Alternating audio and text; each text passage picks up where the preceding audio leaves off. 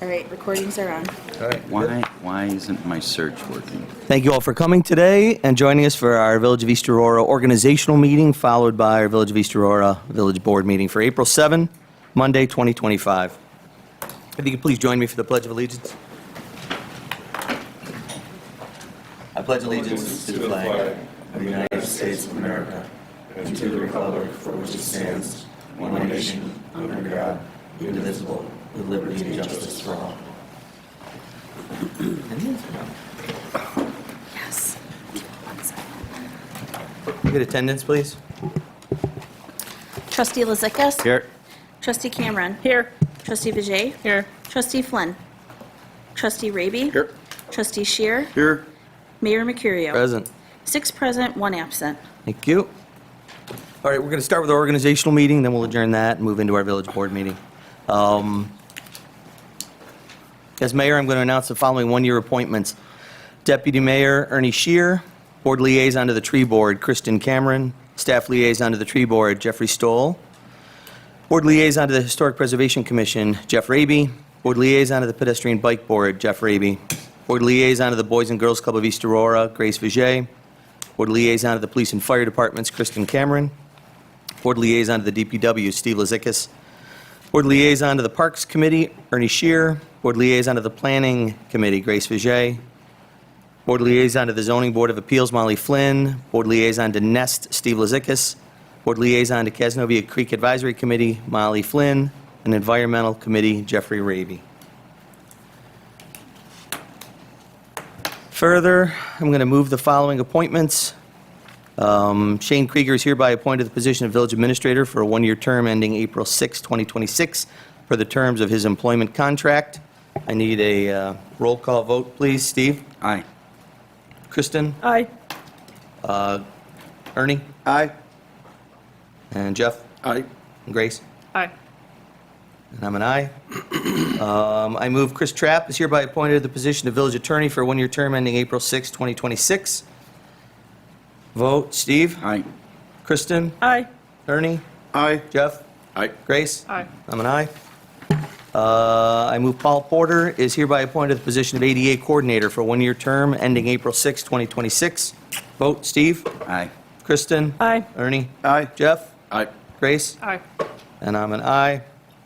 The mayoral commission and committee appointments, I'm announcing the following appointments. Village Historian, that Rob Goller is appointed as Village Historian for a one-year term. Said term to expire April 6, 2026. Appointment is pursuant to Arts and Cultural Affairs Law 57.07. Those don't need a vote, right? I just Vote. roll through. I move that trustees Kristen Cameron, chairperson, and Molly Flynn each be appointed as Board of Trustee members to the Capital Committee for one-year term to expire on April 6, 2026. I move Dan Brunson, Jason Hall, Dan Castle, and John Hawaiiak be appointed as Capital Committee members for a term of 1 year, expiring April 6, 2026. I'm also moving the Zoning Board of Appeals, that Rodney Simeon be appointed as alternate member to the Zoning Board of Appeals for a term of 1 year. Term expires April 6, 2026.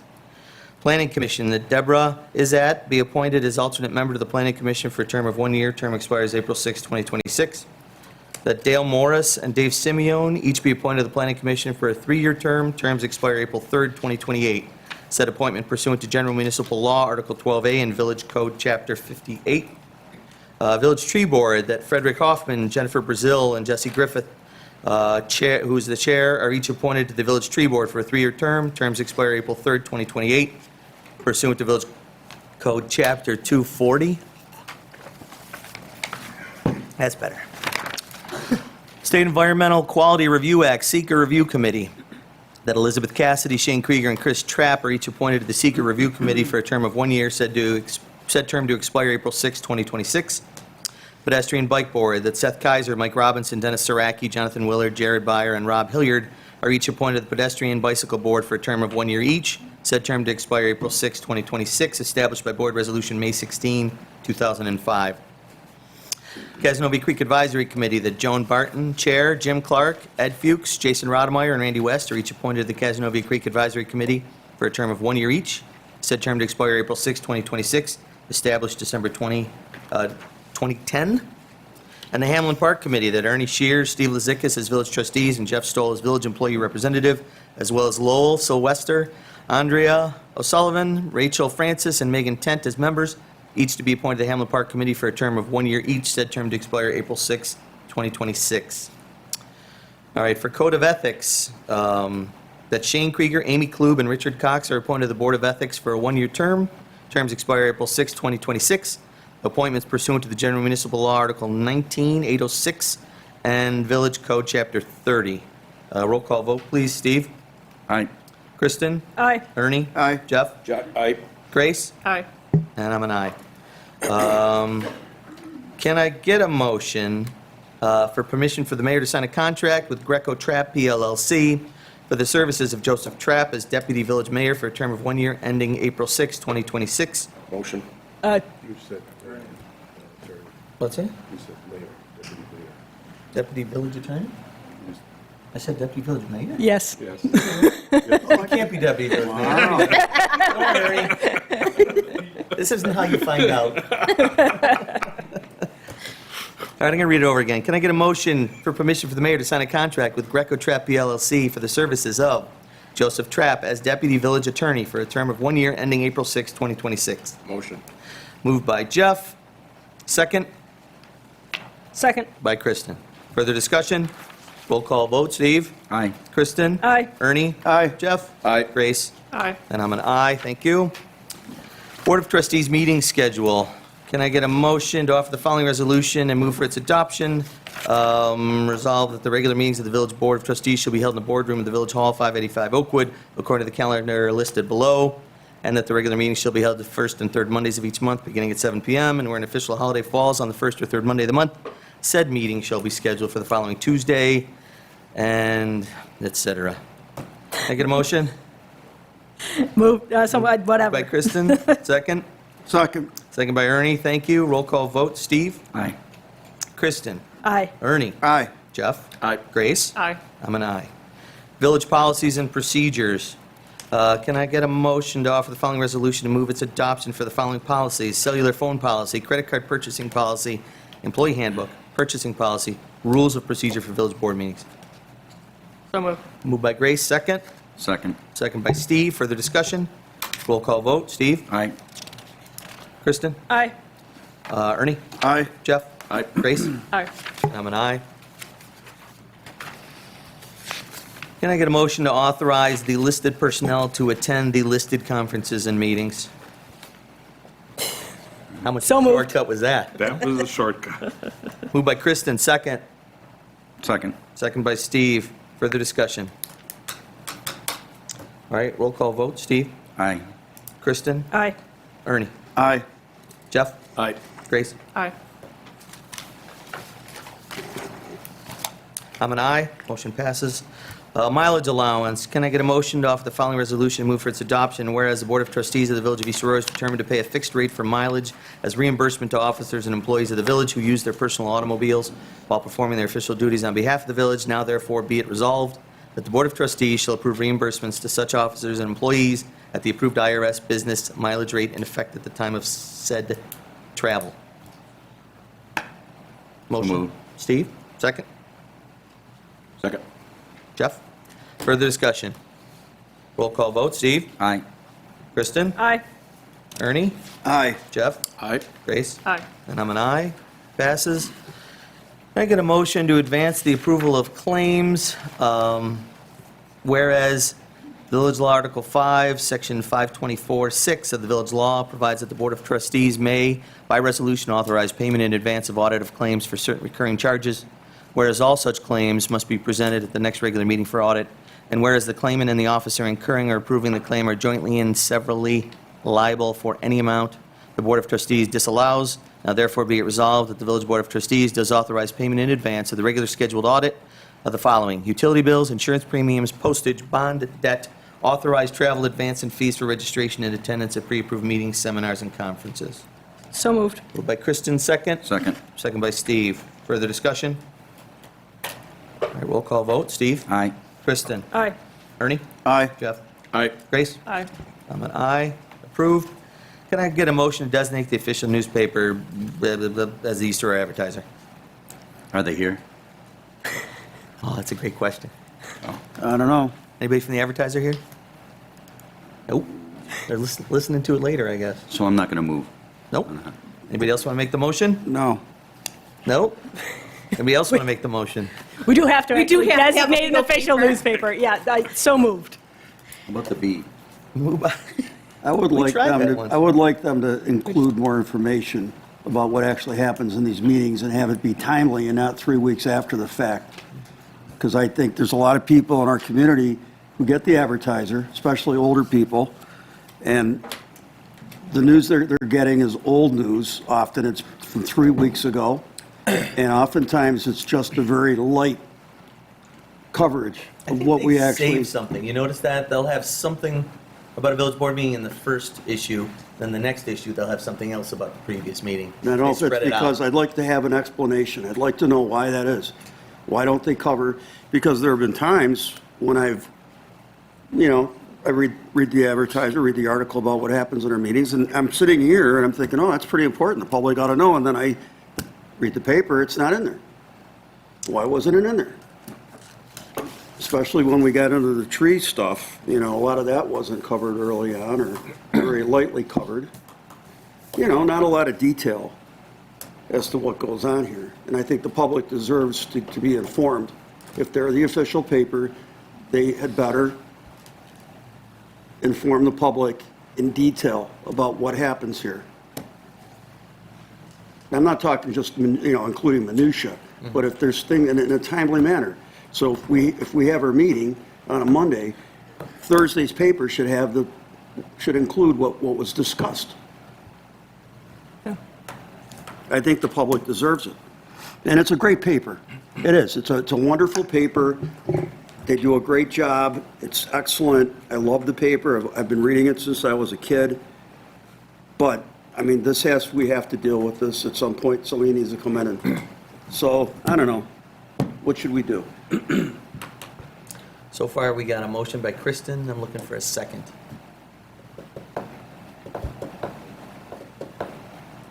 Second. Second by Grace. Further discussion? Yeah. I agree with it. I have concerns particularly on, I'm a pretty strong supporter of open meetings law. It's concerning when we have something like the budget workshop for 5 hours and there's nobody present except for us because the paper didn't come. Obviously, nobody's going to come to that because who wants to do that for 5 hours on a Saturday? Free donuts. But yeah, there are free donuts. Well, Tim, Regardless, we do actually have to publish legal notices. And it should be in a paper of circulation, which Shane, do they you are. think you could reach out to Grant or Shelley and Say show up? express our concern? Grant wrote an editorial to that point at the end of December about how important it is to come to meetings and things, so I think he's in agreement. And it's a wonderful paper. It's not, I have nothing against the paper. I just don't like how Sure. they've been covering our meetings. And I think it's a disservice to the public who deserves to know, especially when they have a subscription to the paper, they should know the majority of what was covered. So, I just think the public should know. Any other discussion? Moved by Kristen, second by Grace. Roll call vote. Steve? Nay. Kristen? Aye. Ernie? Nay. Jeff? Aye. Grace? Aye. And I am an aye. Motion passes, but I would like some sort of response from the paper, if you could do that for us, Shane. Not just I would, I think the whole, or much of the board would.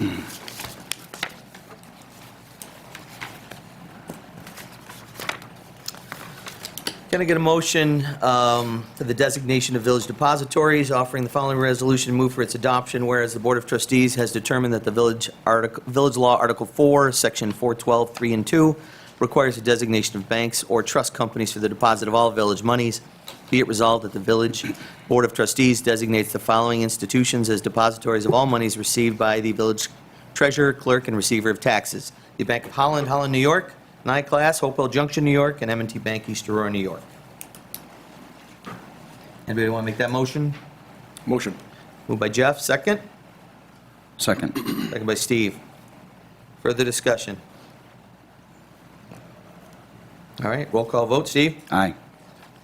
Kristen? Aye. Ernie? Aye. Jeff? Aye. Grace? Aye. I'm an aye. Can I get a motion to approve the fee schedule, offering the following resolution to move for its adoption? Resolved that the village board has reviewed the fee schedule, see attached, dated April 7, 2015, as amended. So moved. Moved by Grace, second. Second. Second by Kristen. Further discussion? Excuse me, can I get a roll call vote, please? Steve? Aye. Kristen? Aye. Ernie? Aye. Jeff? Aye. Grace? Aye. And I'm an aye. Can I get a motion to adjourn the organizational meeting at 7:18 PM? So moved. Moved by Steve, second. Second. Second by Grace. Further discussion? Roll call vote to adjourn. Steve? Aye. Kristen? Aye. Ernie? Aye. Jeff? Aye. Grace? Aye. I am an aye as well. All right, organizational meeting is adjourned. Thank you for your patience. We do that once a year. You guys just got lucky tonight that you got to listen to all that. That was very efficient. Nice job, Pete. Thanks, pal. I practiced. All right, we are calling the meeting to order for the East Aurora Village Board, regular meeting, April 7, 2025. We did the pledge, we did the attendance. Can I get a motion to approve the minutes of the Village Board meeting for March 17, 2025? So moved. Moved by Kristen, second. Second. Second by Jeff. Further discussion? All those in favor? Aye. Aye. Aye. Opposed? Approved. I got a motion to approve the payment of abstract for April 7, 2025 with a total of $208,249.53. So moved. Moved by Kristen, second. Second. Second by Ernie. Further discussion? All those in favor? Aye. Aye.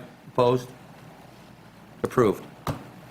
All right. This is our first speakers and communications. I'm going to lay down some rules. Please keep your comments to under 2 minutes. If somebody in front of you just said the same thing you're about to say, if you could just say you agree with it, that would be great. You don't really have to repeat the whole thing. Let's see. We're going to have 5 public hearings right afterwards. If you want to talk about one of the public hearing topics, now is not the time. This is just for any general issue you'd like to talk about. Raise your hand if you want to talk. When acknowledged, come up to the microphone, give us your name and address. We record everything for posterity. And tell us what your issue is, again, please, in under 2 minutes. Anybody? No? Nobody? Nancy? Hi. Nancy Smith, hi. 195 Sycamore Street. Who's the last person to talk into that microphone? I don't know. Yeah, I'm short. So Shane, I know you have a lot on the agenda, so I can't talk as fast as Pete, but I'll keep it really short. Thank you for asking the question, is it really 62% saving of tree canopy when the trim box size is reduced? I think a couple of you asked that at the last meeting. I did. Is that why you made that graphic? Because of my question? Well, This is you great. weren't the only one, yeah. Other great. people did too. So I'm very grateful to tree board members and tree task force members and my colleague Gina Fideli for developing that conceptual trim box graphic that I emailed around to you guys. And I just wanted to see if, I was curious if anybody had any questions about it. Okay, great. Second, if you Google, when a utility removes a tree, who pays for the stump grinding? The answer is, and I quote, when a utility company removes a tree encroaching on power lines, they are typically responsible for the entire removal process, including stump grinding, to ensure safety and prevent further issues, end quote. I know our DPW can certainly do this work, but why should village residents pay for this when the removal was caused by a for-profit company? I think we'd be better served by having our DPW crew completing the planned tree inventory in 2025 instead of spending time removing stumps. Can I just ask, what was the source when you Googled it? Well, I've done it a few times, and it's what comes up first. Yeah. Yeah, so, I mean, it could be wrong, but don't we run our lives Yeah, by Google GPT, now? I'll call it out think, yeah. sometime. And I'll say you're wrong, and it's like, I know, I'm think it sorry. said It'll give you AI. a different answer. Yeah, So yeah. the source is good. Yeah, Good to know. it's at the top. Number 3, the annual East Aurora High School Arbor Day celebration is coming up on Wednesday, April 30th. That seems like it'd be a wonderful time to celebrate significant shifts in the tree trimming that's been taking place in our village, so maybe we can have that as a target. Thank you again for your continued support for getting the best result for our trees and our community. That's it. Thanks. Thanks, Nancy. Per our discussion, I reached out to Governor Hochul's office, talked to Bonnie Kane Lockwood and Karen Mahoney. She said, or I can't remember what Karen's last name is. They said they were going to have a meeting with NYSEG. NYSEG has since replaced their person, Chris Snopsy. Shane, your contact, has moved into a different department. The new guy, James Caleri, I think he's from Orchard Park.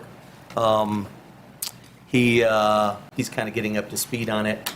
But I explained to him that our real last goal, I mean, the tree board did a great job with that, I'll call it a manifesto, of those 8 things they wanted covered. And we've done pretty good moving through 6 of the 8. They agreed to save the trees that the tree board listed specifically asking them to save.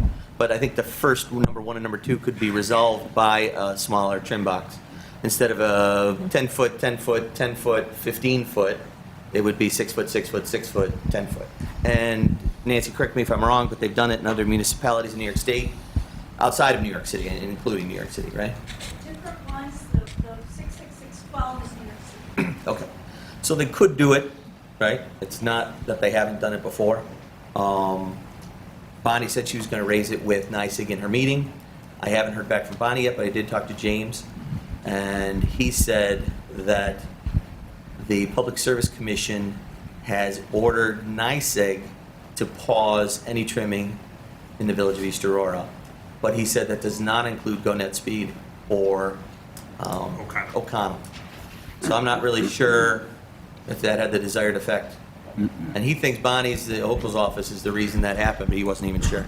Yeah, and just so everybody's aware, Jeff has been speaking with O'Connell, and we relayed the minutes from our NYSEG meeting with them, where NYSEG agreed to the minor, if any, trimming to the heritage trees, except for the one on Maple that's in bad shape.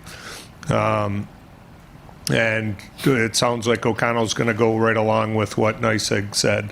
And Jeff's going to go out and look at them with O'Connell, the heritage trees, so everybody's aware. So Jeff and Shane, has there been any discussion as far as who's responsible for the stump grinding? I think we talked about it at the beginning, and it turned out it was us, but can we challenge that? We'll look into that. If we're asking for a tree to be removed because more than 50% of the canopy was taken, I'm guessing that's going to be our responsibility because we're asking them to remove it. If they remove the tree because it's dangerous or what have you, I would think maybe at that point it would be their responsibility, but we'll look into that. All of our discussions, it didn't sound like they were willing to do that, but we'll approach that again. Who are you working? You working with Stu at Go Speed? You're with Paul and Lucas at NYSEG. No, it's Stan, the arborist. Stan the arborist for Go Speed? Yeah. Yeah. No, Not for an O'Connell. arborist, right? For O'Connell Oh, for Electric. O'Connell. Yeah. So he's the guy we're going to bring that to? Yep. Who's going to bring it, Jeff or Shane? I'll talk to him tomorrow. Okay. Thanks, Jeff. You guys want to add anything on trees? We talk about trees every single board meeting, just so you know. I will say, if anybody noticed or didn't notice, they did trim on Linden, on the median, and they did an excellent job. It's barely noticeable. They had to take a couple decent-sized branches down, but not many. Thanks. Jesse, you want to come up next while we're talking about trees? Jesse Griffith is our tree board chair. What do I say? Sorry. Is that all you were going to say? Yeah. Hi, Jesse Griffiths, Chair of the Tree Board. Let's see, a couple things. First of all, thanks to all of you for your help and care and attention to it. I think we are really having an impact. We look at how they got started on King Street compared to what they've done on Linden, and it's really night and day. So, I appreciate all the work that we've done, all the And a lot of that's coming from the tree subjects board. every everybody knows. then It's a and volunteer tree board. Right. who Yeah, has been yeah. holding our feet to the fire, so we hold their feet to the fire, so. I like a motion to pay all the tree work. No, never mind. One thing I would like to ask is if we could maybe push GoNet Speed and O'Connell for schedule, how much they've done so far versus how much is left. My concern is that we're really getting close to starting our spring planting. One of the things that we'd hoped to do this year was to replace trees that they took down or, trimmed in a large manner. It is really still looks like maybe a quarter of the village has been done, but it's very hard for us to tell. Jeff can address that. Well, I actually sent Stan a text today, had a little conversation with him, and he doesn't know. So I'm just wondering if we can kind of nudge him along, push him. Maybe that's something that you can address with him when you talk to him tomorrow. That's our concern, really, just because we want to be able to replace, we want to be able to schedule, new plantings. And not knowing when they're going to be done makes it difficult for us to do. But that's it for me for tonight. All right, so Thank thanks, you, guys. Jeff. Thanks again. Mike? This Mike? Then we'll go that. No parking request. All of open. Mike O'Connor, 779 East Fillmore. Can you hear me? Yes. Can you hear me? So thank you. Here representing the Heart of Music Festival planned for June. And want to thank all of our support folks here. I know there's a bunch of folks from the nonprofits who have benefited in the past and will benefit going forward if we get the approval tonight, conditional approval, to move forward with the Heart of Music.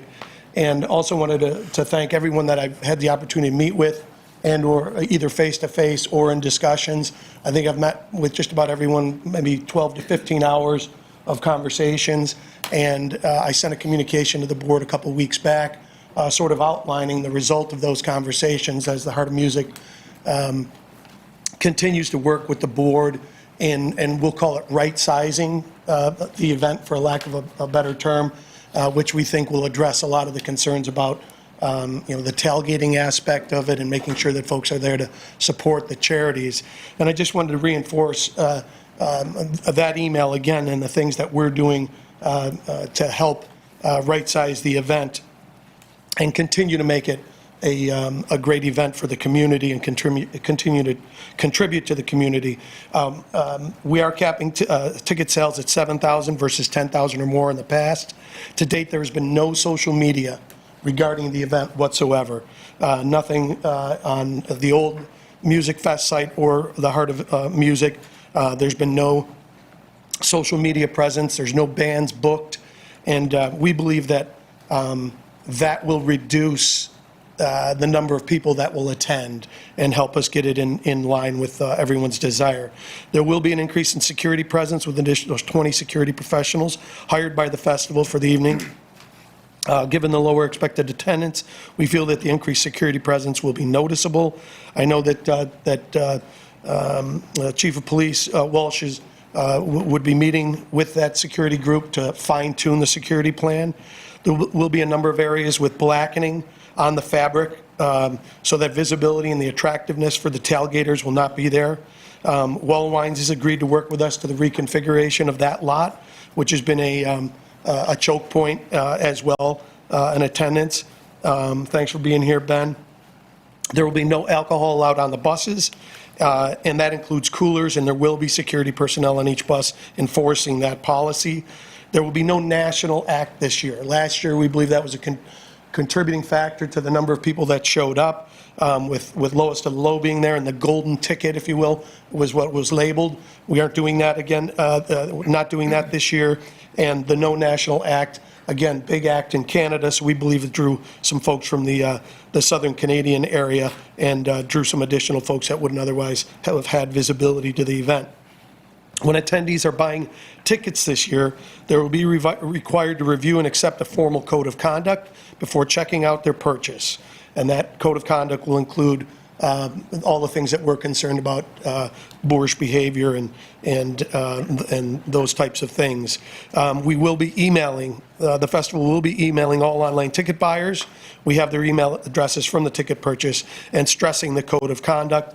In addition to that, in all social media and press release activity with the likes of the advertiser, the Auroran, Facebook, website, we'll be stressing the elimination of the tailgate approach and a more what's the right term, controlled festival, if you will. And we believe that all of those items are addressing the concerns that have been voiced. And I wanted to thank the board, everyone that's taken the time to meet with me personally or have discussions personally. And I know the vote is up later on. And if there's anyone else who wants to speak on the benefits to their organization or what they could benefit, what a donation could do for their organization, this is the area that you would do that. So any questions on the email that I had sent to the board a couple weeks back? I believe it was the 17th of March. No, I think you hit a lot of great points. Okay. And, you and I talked and Yeah. discussed it and Okay. the screening. Great. Yeah. with Separation the of the two screen. venues at Main and Hamlin and Misters, and no alcohol on the buses, and having a security guard on the buses. Yeah, great. And, yeah. And the Okay. fact that no advertising, and when, in years past, that started like. That's been going. I That was mean- like in the beginning of the year. they Yeah, did and it's, that, you know, right? that- So you're 3 months behind on advertising anyway, right? if we get approval, we have 7,000 tickets to sell in 8 weeks. I think that's a tall order, personally. But, we're going to do our best to hit that mark because that's what feeds the charities and feeds the mission statement. So, and I also want to just quickly acknowledge Chris Welsh and the rest of the board members. A lot of work going on around the details, around the security details, all the details that make this festival what it is. And I really want to just publicly call out Chris and the rest of the board for the work that they've done in building an event that we know is going to be great. So, thank you. I'll yield to anybody else. Thanks, Mike. Mike? I think I promised you were going to go next. No, Mike Tian.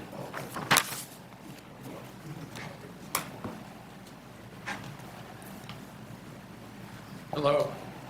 Mike Tian. I'm the president of the board of directors for the East Aurora Ice Rink and 41 Riley Street address. We have been the primary venue for the Music Fest events for the past 10 years, as well as will be if I know the group is considering the temporary use permit for the Heart of Music Fest. And we've talked about this as our board of directors when we thought it was a possibility that it may not happen. It puts a huge hole in our budget and really makes it almost untenable for us to be able to operate in the black as an organization.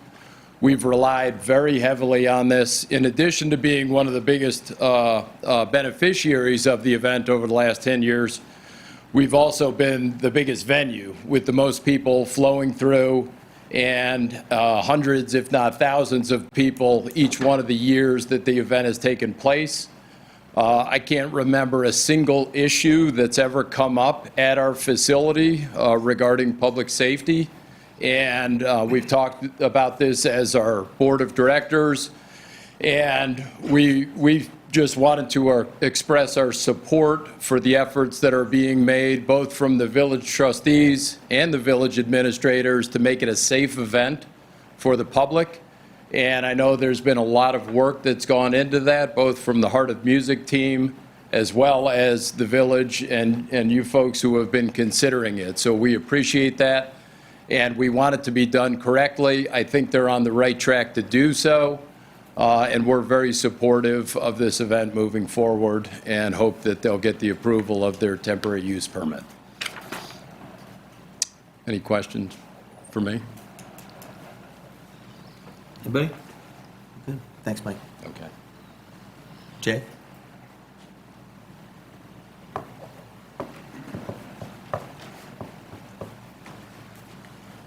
Thank you. Jay DeParno, Elm Street Bakery and General Riley House.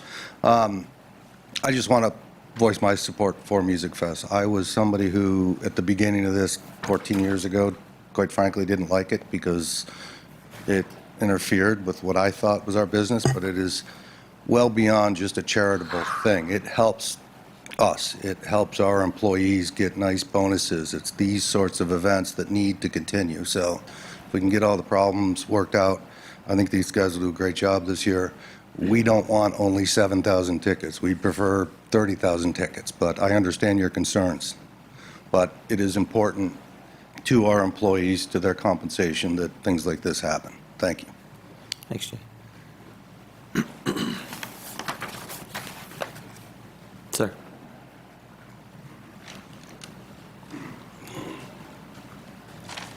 My name's Ed Siriano. I'm at 175 South Grove Street in East Aurora. I'm also the executive director of the Buffalo Audubon Society. I'm here tonight to respectfully ask the village board to support a more conservative-minded approach to the NYSEG tree trimming efforts. Therefore, I agree with Jesse and Nancy. Thanks, Ed. Sir?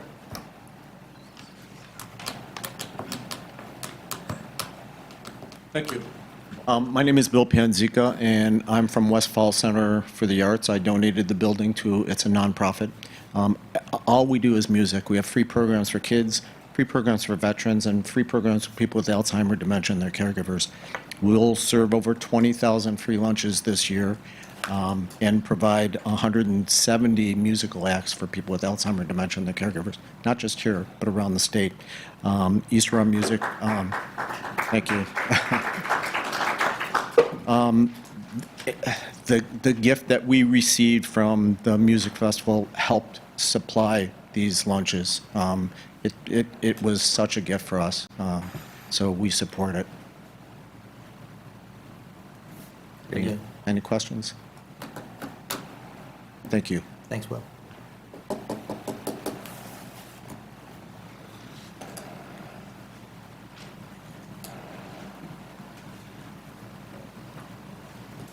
Hi, Deb Flynn, 841 East Fillmore.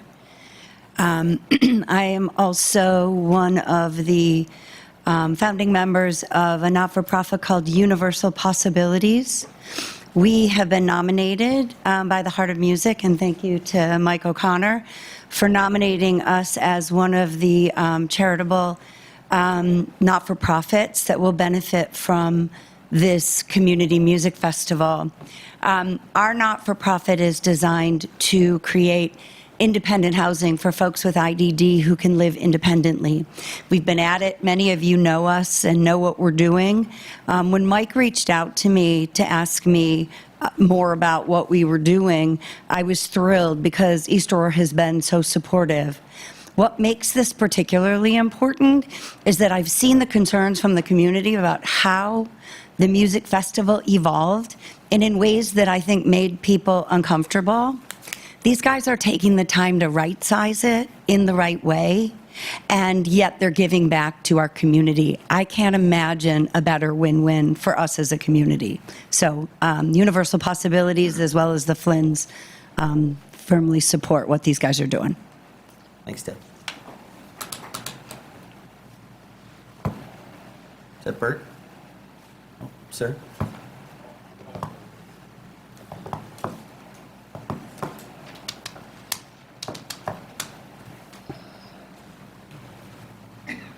Bert Foster, born and raised in East Aurora, moved all the way to Alma.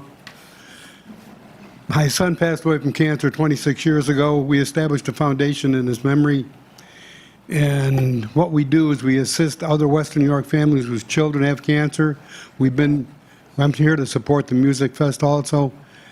We've been the recipient from the benefactor from them in the past. They've been a big help to us. The type of support we give to these families, we work with the social workers at Children's, Roswell, and Hospice.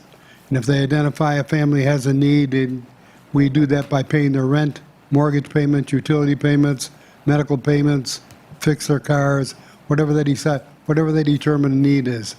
And unfortunately, 4 or 5 times a year, we also help with funeral expenses. So the funds that we get and we've received from the Music Fest help us to continue this effort to make these families just a little more at ease when they're going through this terrible battle with childhood cancer. So we support the Music Fest. Thanks, Bert. Does Matthew Foster Foundation, are they a beneficiary every year, or is it? No, we've been a benefactor in the past. We're not a benefactor this year. Okay. Not that I know of, anyway. I'm assuming they've already nominated them, but we have been in the past. Very good. Anybody else? All right. Thanks, Bert. Okay. Joseph?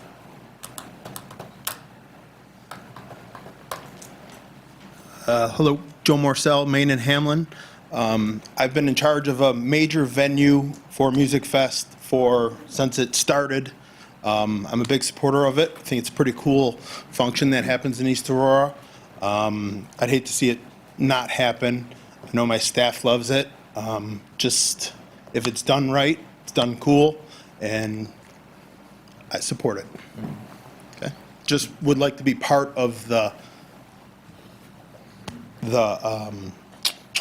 Organizational? Organizational, because I see what could be and how it could be, all the riffraff could stay out of it, and I'd like to be part of that. Yeah, I ended up behind your venue last time. It Yep. was fun until it was not fun. Not fun. Yeah, but it would have been good to The have ninth you. hour's not fun. The first 8 are a great time. So as a bar owner, I'm okay with closing, and I've always done it. I did it across the street, and I'll do it again this year.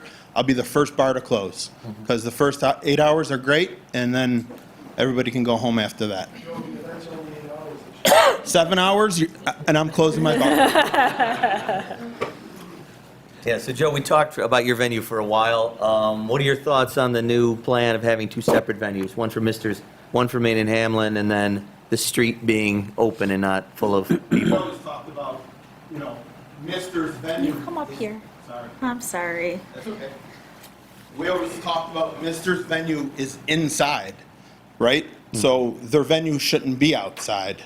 So the beer truck the additional beer truck that they stuck on the sidewalk, I thought that was incriminating kind of on our venue.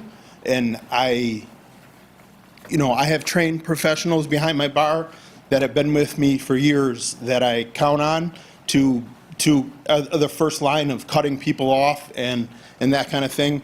As far as last year, the problem was how they let the people into the venue, and that's where I wanted to be part of it, because they left the sidewalk open, so there was a fence along the street, and they let people walk through, but that's where they were checking people into the venue, where the check to get into the venue should have been farther down the street and not at the sidewalk, because people were saying, oh, I'm just walking down the sidewalk, and then they'd make a quick left-hand turn with their 600 beer cooler to get into the venue.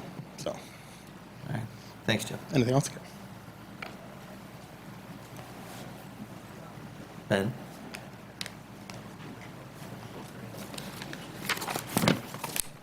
Ben Holmes, Wall and Wines Hotel. Obviously, I want here to speak on behalf of the music festival. We've benefited greatly, without saying the same thing that everyone else has said all over. But again, in the past, I worked with Shane Ways. I know I was one of the first people Shane talked to, and he's like, hey, how about when the music ends, you end it? And I tried to do that, and willing to do anything else that anyone comes up with just to make it a little better, and willing to be part of the solution instead of part of the problem. And what's the thought on turning the stage? All for it. Are you going to do that? You can turn it. I mean, I like the idea of the fence blackout, even 2 fences maybe, keep people out of the road if you got if you only leave that sidewalk open for people to pass through. Again, I don't know if that would be a safety issue, only leaving that path, but if you got, no reason for people to stand on the road, that might help. Fence all the way down to, the corner of Elm and Oakwood. Make that your pathway in. Again, I'm up for anything, change the entrance to the other end. If anyone's got any ideas, I'm open for it and willing to do whatever it takes. Yeah. Appreciate it. Thank you. Thanks, Ben.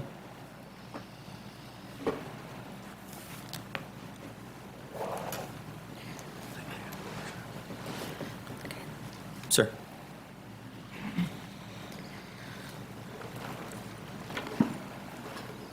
Hi, Anthony Amabile, 27 Riley Street. Obviously, last year was my first year owning it as the new owner of Riley Street, and I think that it went fairly well. The rain definitely helped us out a little bit last year, kind of shutting things down on that end of things. But I just want to just let you guys know I fully support what these guys are doing. It definitely does help our staff make money and helps us out financially as well, especially being a new business. I'm definitely on board with, I talked to some of the board of directors from the rink. Whatever we got to do to make that area safe and manageable, we'll do it. I'm totally on board with closing down early, just to make this kind of happen. Obviously the charities are, this is a special event for them as well. And just for the town as a whole, if we can just keep some of just a little bit of riffraff out, just for the really good things that come out of this event, let's just try to make it happen. So if there's anything I can do on my end, just let me know. We're on board. So. Cool. Very good. Board good? Thank you, Anthony. You're welcome. Thanks. Sir.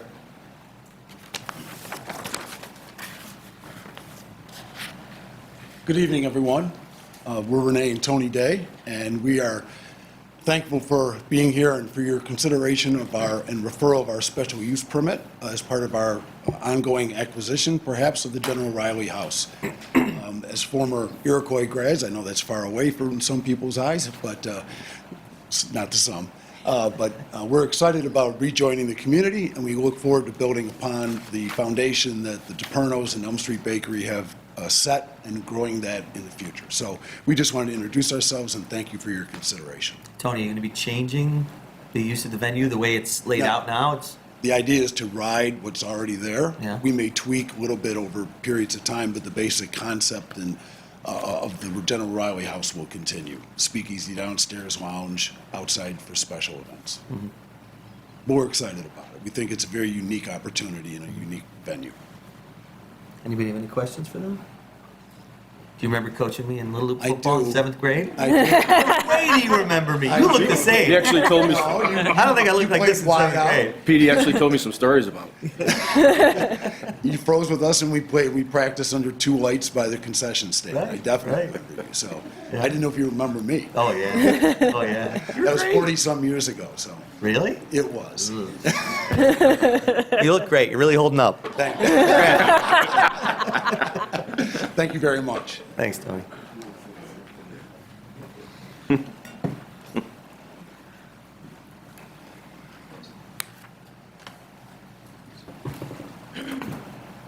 Hi, I'm Stacy Blattner, 171 Sycamore Street. I am here on behalf of one of the charities that was a recipient of a rather generous donation last year. I've also volunteered for Music Fest the past 3 years.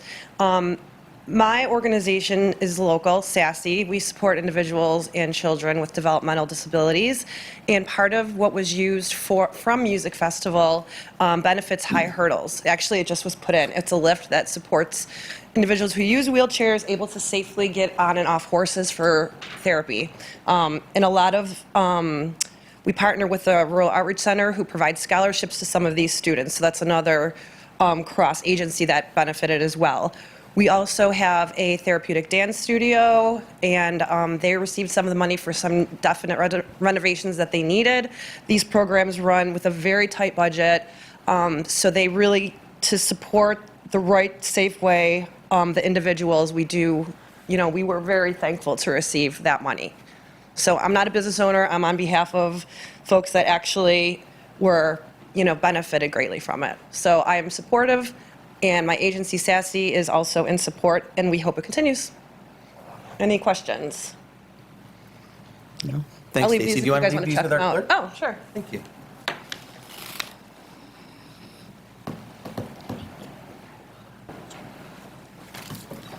Next.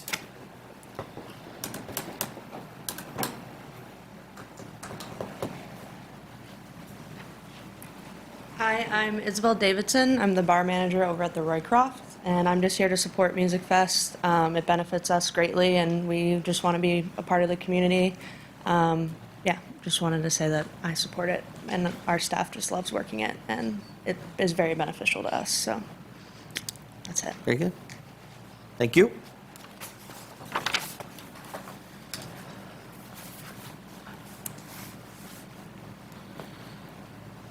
Hi, my name is Sarah Finnerty. I'm at 185 South Grove Street.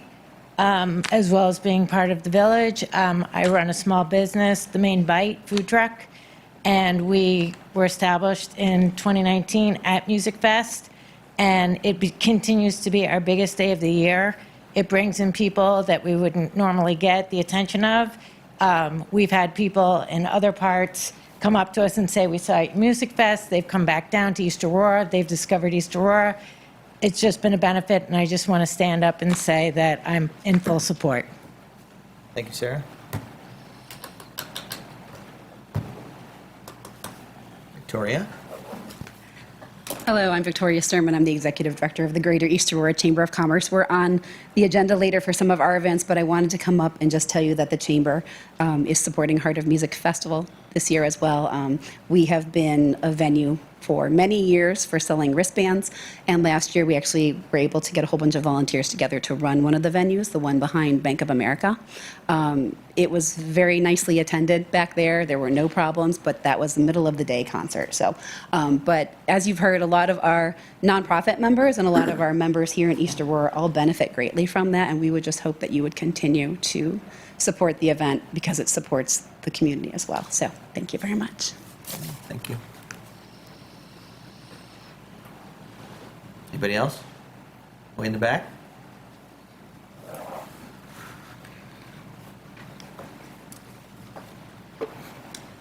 Hi, I'm Alex Robinson. I own Blue Eye Baker. I know we're new kids on the block, but we support Music Fest. We think it's great for the community, great for all the local charities.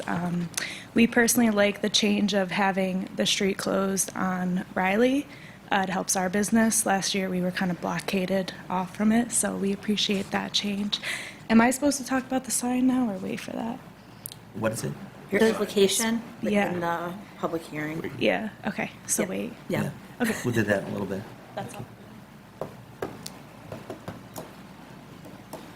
Speakers and communications, last chance. There'll be a second speakers and communications at the end of the meeting if you want to speak on an issue. Sir. Good evening. I'm Captain Perkins from the East Aurora Fire Department. Do you need my address? Fire hall? You can do it, fire elevator.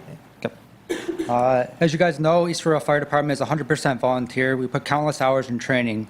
We respond to emergency calls and non-emergency calls at all hours of the day, including one from last night. We do it for free. We help out the town and the village for many events throughout our community. Music Fest requires a lot of the village financially from the DPW, crossing guards, police, and dispatchers. All of these people are paid. East Aurora Music Fest has turned into a drunk fest where people come from all over with coolers in the streets, not patronizing the businesses. Thousands of people coming into town make it hard for emergency apparatus to traverse safely throughout the roads. Pedestrians dart across roads. Extra vehicles make navigating the roads nearly impossible, and fire trucks. Parking is in no parking zones makes it an issue for getting fire trucks into position to engage in emergency situations. How many of you have a hard time driving down the streets during one of these events? Now imagine trying to do that in a 41-foot ladder truck. The East Aurora Fire Department is against the Music Fest.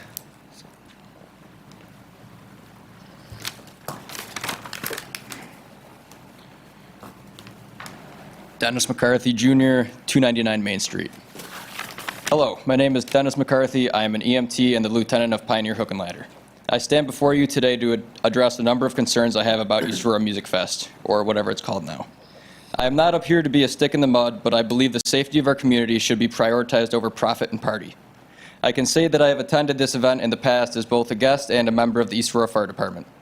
Some of the things that I have witnessed in the past include an insane amount of underage drinking, people stumbling into traffic, fights, and just general drunken debauchery.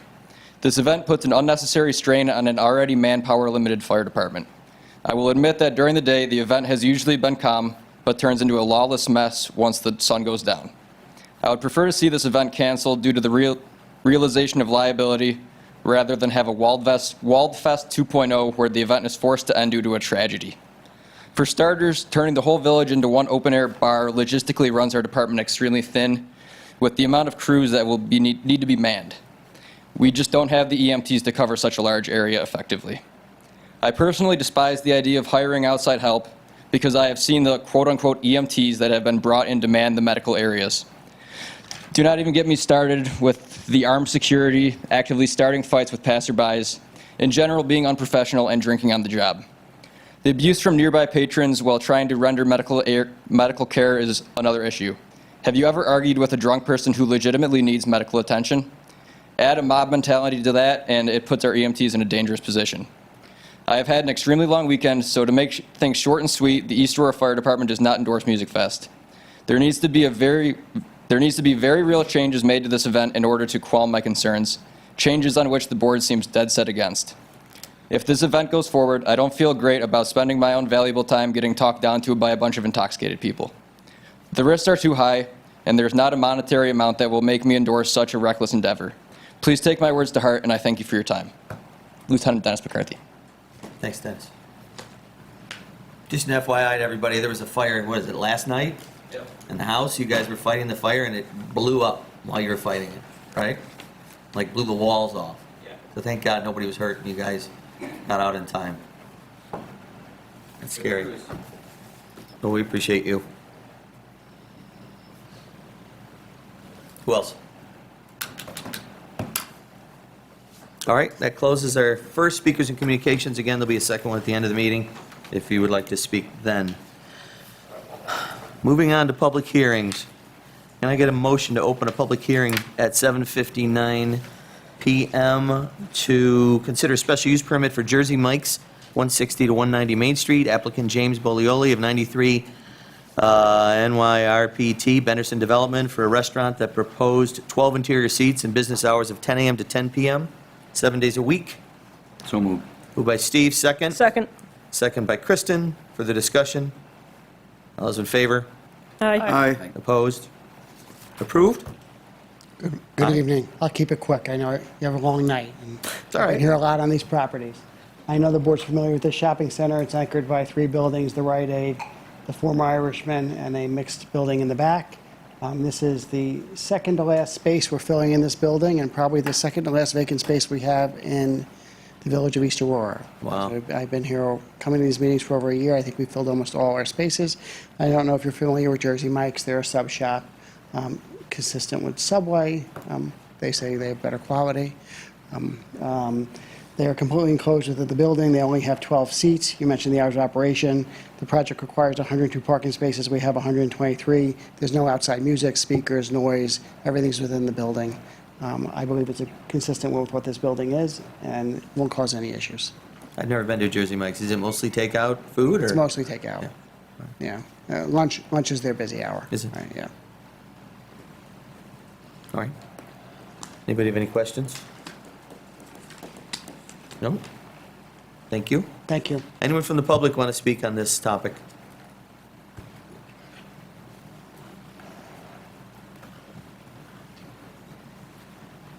I'm Catherine Knight, 37 Hamlin Avenue. There's nothing better than a Jersey Mike's. But I need you to keep it quiet at night after 10 o'clock. I don't want people hanging around. I say this because the back end of my house is about no more than 10 yards from the back end of Jersey Mike's. And I need the smells to be under control. I need loud voices at night. I don't care about the daytime. I'm not that cranky. I need that to be under control. I need the garbage to be under control. And since I also hear the garbage trucks coming very often at between 5 and 7 a.m. in the morning back there, keep it after 7 o'clock a.m., please. So that is my request. I'm sort of happy to hear you that you're coming, but not completely. Thank you. How many people work in the store at a time? 3, maybe? 3 or 4. Can you, yeah, thanks. 3 or 4, they're not a late-night operation. Mhm. They're mostly lunchtime, so I know they're open, but they're not seeing a lot of business. There's no outside seating, so it's not a place people are going to hang out outside in the parking lot. I don't really see I'm that. sorry, I can't hear you. I said I don't see people hanging out in the parking lot. Can you ask them to keep the back door closed? I know Yeah. sometimes restaurants will leave the back door open in the kitchen, And and then we- the workers will come out or have a cigarette or whatever. or- And we have done that with the other uses. And the gym, previously, I was here, and they were Mhm. complaining that door has been closed. So Good. we'll work on that. Yep. Excuse me one second.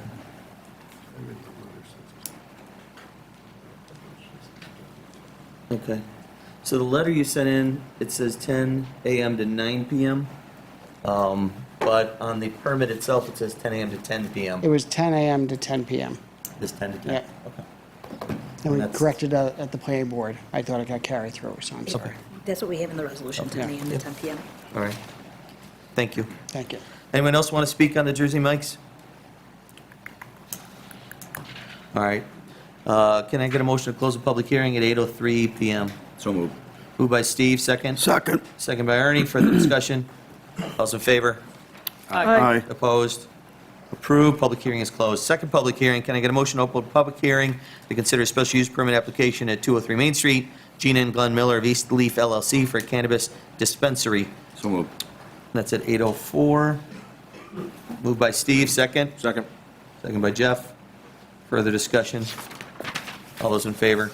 Aye. Opposed? Approved. Public hearing is open. Is the applicant here? Hello. Hi, how are you? Nice. Hey, Joe. You guys want to tell us We're- anything about it? Yep, we're Gina and Glenn Miller.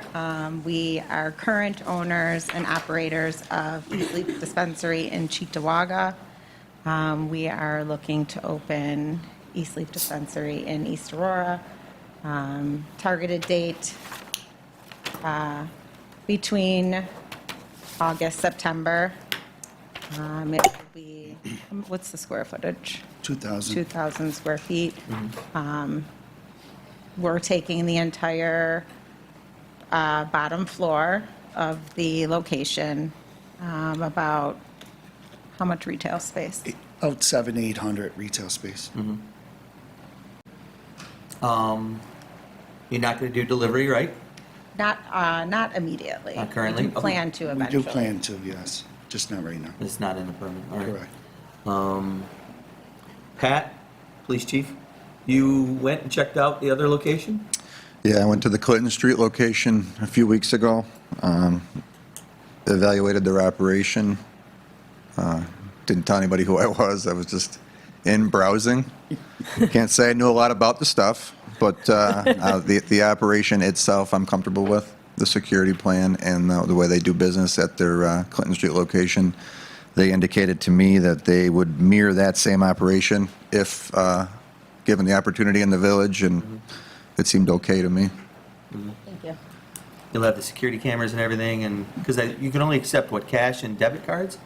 We do ACH, we do cash, debit. Yeah, security cameras, they'll be, it'll be Safe, all that under stuff. surveillance. Yeah. Pardon me? I'm just talking. How do they do ACH? How do you do ACH if it's not It's federal? through a third party. Through a third- So it's ACH, it has to be linked to your bank account, so it comes out as a debit. Okay. Somebody's doing it. Somebody figured out how. But we can take debit through your bank card. And does the board have anything for him right now? Good, thank you. Thank you. Anyone, God bless you. Anyone from the public want to speak on the East Leaf Cannabis Dispensary? Over there. Sir.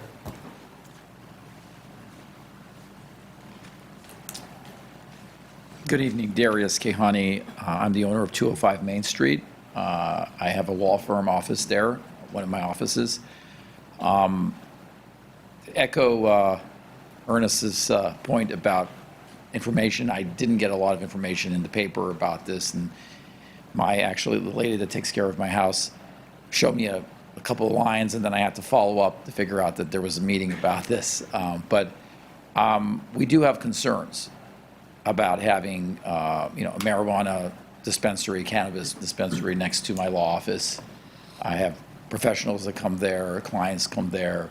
I'm not sure if, I assume there's no use on premise. Correct. That's my understanding. You're right. New York State, it's dispensary or a lounge or whatever where you can use it.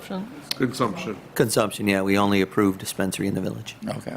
And so, it's, I'm not prejudicing the, the product particularly, but I do have concerns about the type of traffic that it might attract to the area. I mean, more generally, I came out to East Aurora because of the community and the safe neighborhood and the kind of the feeling that the town has. I'm not sure that having a vape shop in town, again, I understand people want to do business and there's customers for it. And then now a cannabis place on Main Street is the kind of culture and the kind of, environment we want for our town. It's not again, I think maybe someplace in a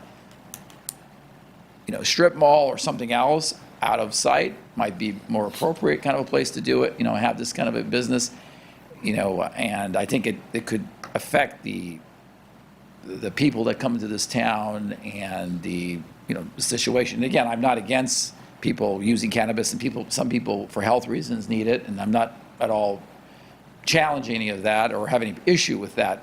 This is more about the environment and the culture of the town and the look and feel and the safety issues, and especially right on Main Street and especially right next to my office. I'm bringing this up. I'd, of course, like to hear from other people that might have some issues.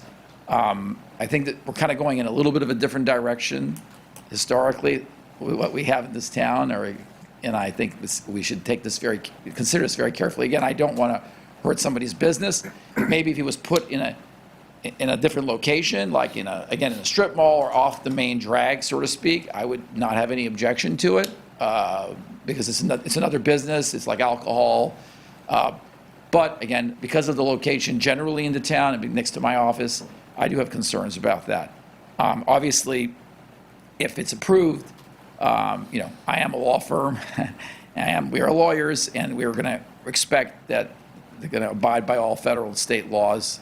And of course, we could bring legal action if there was a problem, but that's not what we're here to talk about. I just want to say, hey, listen, is this what we want for our town? Let's think about it. And it's something I think we should be concerned about a little bit, or at least carefully evaluate this. And this is no prejudice to the individual owners who are just trying to run a business.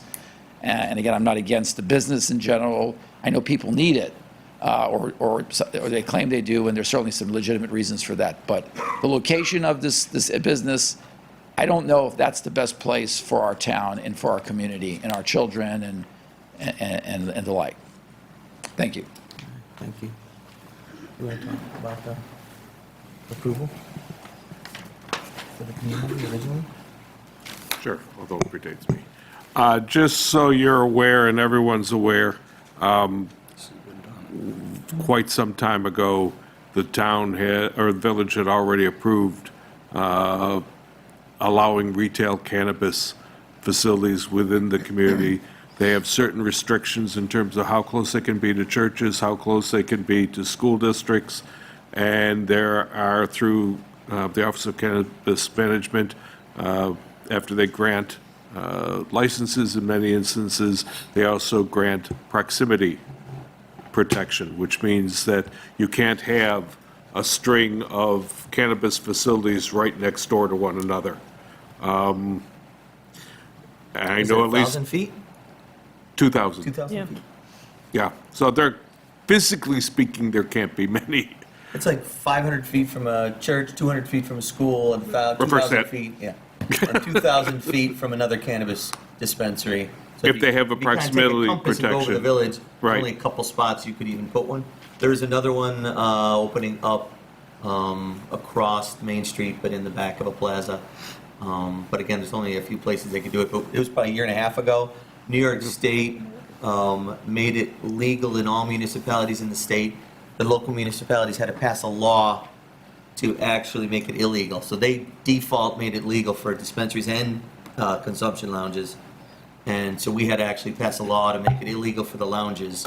But at the time, there was a lot of public debate about it, and we ended up going with allowing the dispensaries in the And village, so. unfortunately, the way the law was written, you can opt out at that time, but once you are allowed and you opt in, you can't back out at that point. So for example, East Aurora could later say, oh, look, we've changed our mind, we want to opt in and allow consumption of facilities within the village. But they can't turn around later in 5 years, say, unless they change the state law, can't say, we don't want them anymore. Yeah, there are other restrictions under the state codes in terms of their locations, but it's not that horse is out the barn long time ago.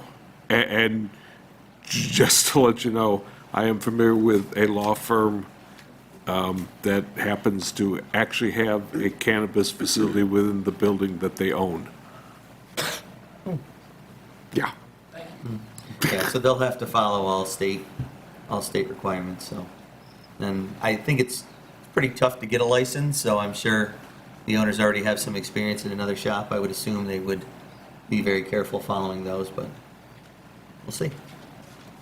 I think also when you've said that the village could later opt into consumption sites, that's a lengthy process that would involve public hearings. Yes. And things like that. There would I'm be not a number. suggesting it's coming I know, down the no, pipe. but to somebody who's not necessarily familiar with the process, that is a long, drawn-out thing that would be presumably in multiple issues of the paper. That's, I don't see that happening at this moment, but if that were to happen at some point in time, there'd be a lot of notice. All right, anyone else want to speak on East Leaf Cannabis Dispensary? All right, can I get a motion to close the public hearing at 8:14 PM? So moved. Moved by Grace, second by, was it Steve? Yeah. Thank you. Any other discussion? All those in favor? Aye. Opposed? Approved. That special hearing is, that public hearing is closed. Can I get a motion to consider a special use permit application, open a public hearing for a special use permit application for 636 East Fillmore Ave, submitted by Alex and Nick Robinson to allow a painted wall sign on the East Fillmore Ave and the Riley Street facades, 8:15 PM? So moved. Moved by Steve, second? Second. Second by Jeff. Further discussion? All those in favor? Aye. Opposed? Approved? Is the applicant here? Would they like to tell us anything about their facades?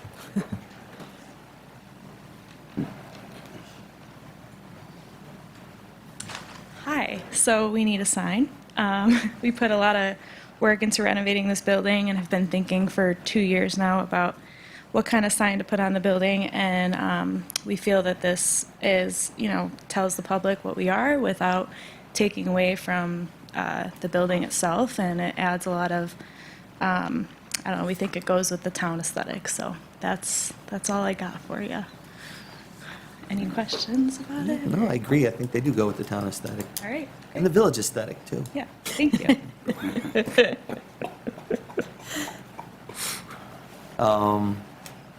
Anyone from the public want to speak on this? Just going to paint some murals down the two walls. It's going to look great. All right. Can I get a motion to close the public hearing at 8:16 PM? So moved. Moved by Steve, second. Second. Second by Grace. Further discussion? All those in favor? Aye. Opposed? Approved? Public hearing is closed. I get a motion at 8:16 PM to open a public hearing to consider an amendment to the special use permit Hop and Hemp Tea, DBA Buffalo Kind, 640 to 650 Main Street, to allow a delivery option through the brick and mortar dispensary. So moved. Moved by Steve, second. Second. Second by Grace. Further discussion? All those in favor? Aye. Opposed? Approved. The public hearing is now open. Would the applicant like to speak on the matter? Oh, I saw you here. Hi. Drew Kraus, one of the owners of Buffalo Kind, 640 Main Street, in the back. We're just here to say we're glad that you guys are considering our application that we had originally put in for delivery service. We just want to provide to those that can't come to the office. Mm-hmm. And you can deliver outside of the village itself, right? You can deliver anywhere? Sure. Yeah. Sure. Yeah, it doesn't limit How you to far the is it? municipality you're Right. in, yeah. Yeah. Okay. Okay. Anybody, any questions for him? All right. Thank you, fellas. All right, thank you for your consideration. Anyone from the public want to speak on this?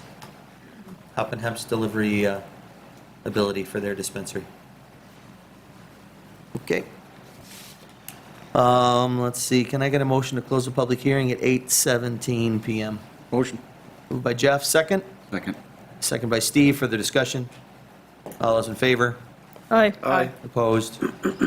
Approved, that public hearing is closed. Can I get a motion to open at 8:17 PM, a public hearing to consider the 2025-2026 village budget? So moved. Moved by Kristen, second? Second. Second by Ernie. Further discussion? All those in favor? Aye. Aye. Aye. Opposed? Approved, the public hearing is now open. Maureen? Okay, as usual, the village board met with the department heads, and we went through all the department head budgets. And then using that information, I took and put it into the larger budget, which includes a lot more items. This is the tentative budget that is made and presented. I was asked to keep the increase under the 2%. The original budget was 8, so we had to work really hard to get it under. Each department made concessions in their budget further than from the budget meeting, and agreed upon them. So we're at 1.29% increase of the tax rate from last year.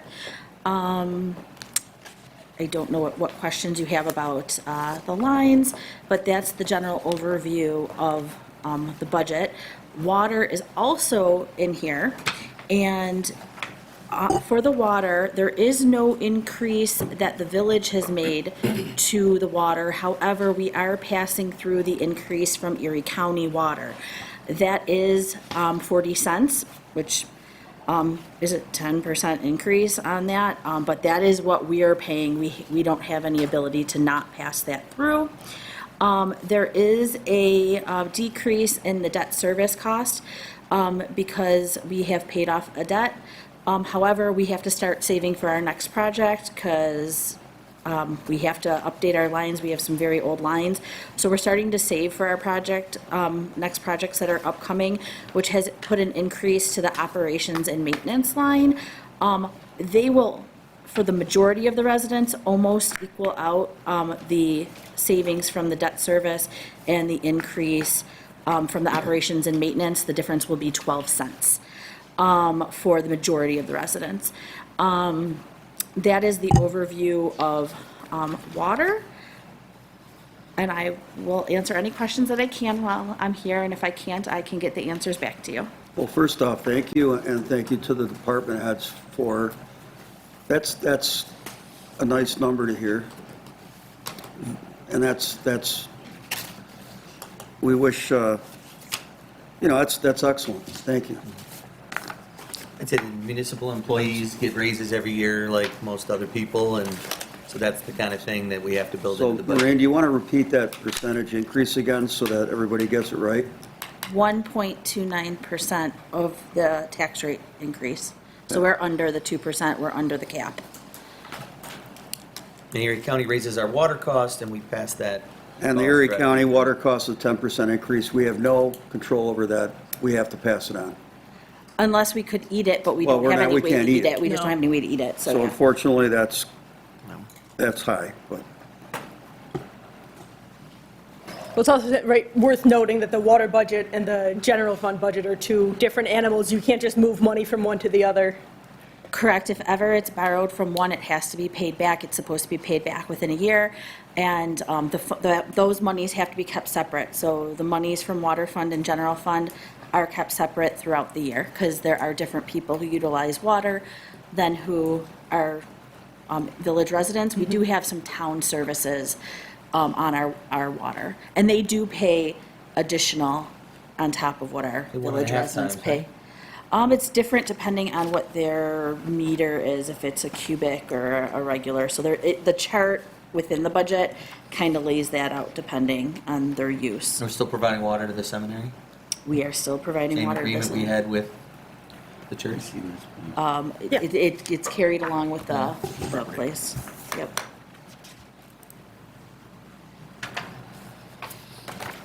And then do you want You to, did a great job, Maureen. Nicely done, thank you. Thank you. And I really appreciate the department heads as well. I know you guys really tightened your belts on this to get us where we needed to be, and we appreciate you working hard for the residents of the village.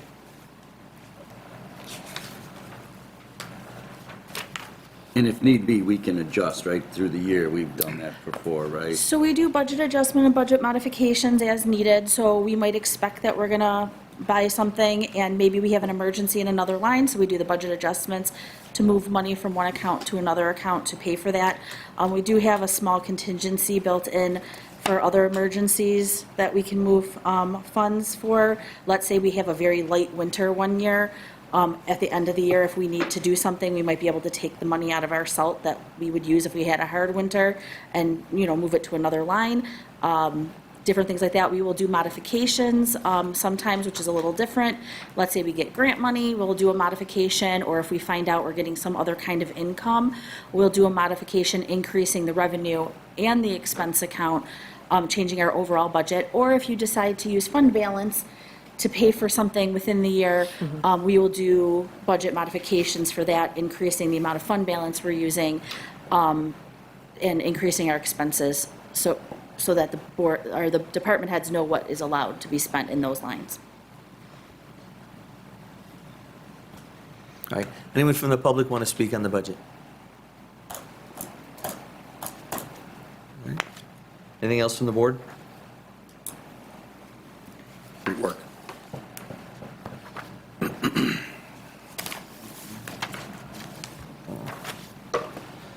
All right, can I get a motion to close the public hearing at 8:24 PM? So moved. Moved by Grace, second. Second. Second by Jeff. Further discussion? All those in favor? Aye. Aye. Opposed? Approved. Public hearing E is now closed. Moving on to official considerations. Can I get a motion to approve a special use permit application for Jersey Mike's 160 to 190 Main Street, James Bolioli of 93 NYRPT Benderson Development for a restaurant with a proposed 12 interior seats and business hours of 10 a.m. to 10 p.m., 7 days a week? So moved. Moved by Kristen, second. Second. Second by Grace. Further discussion?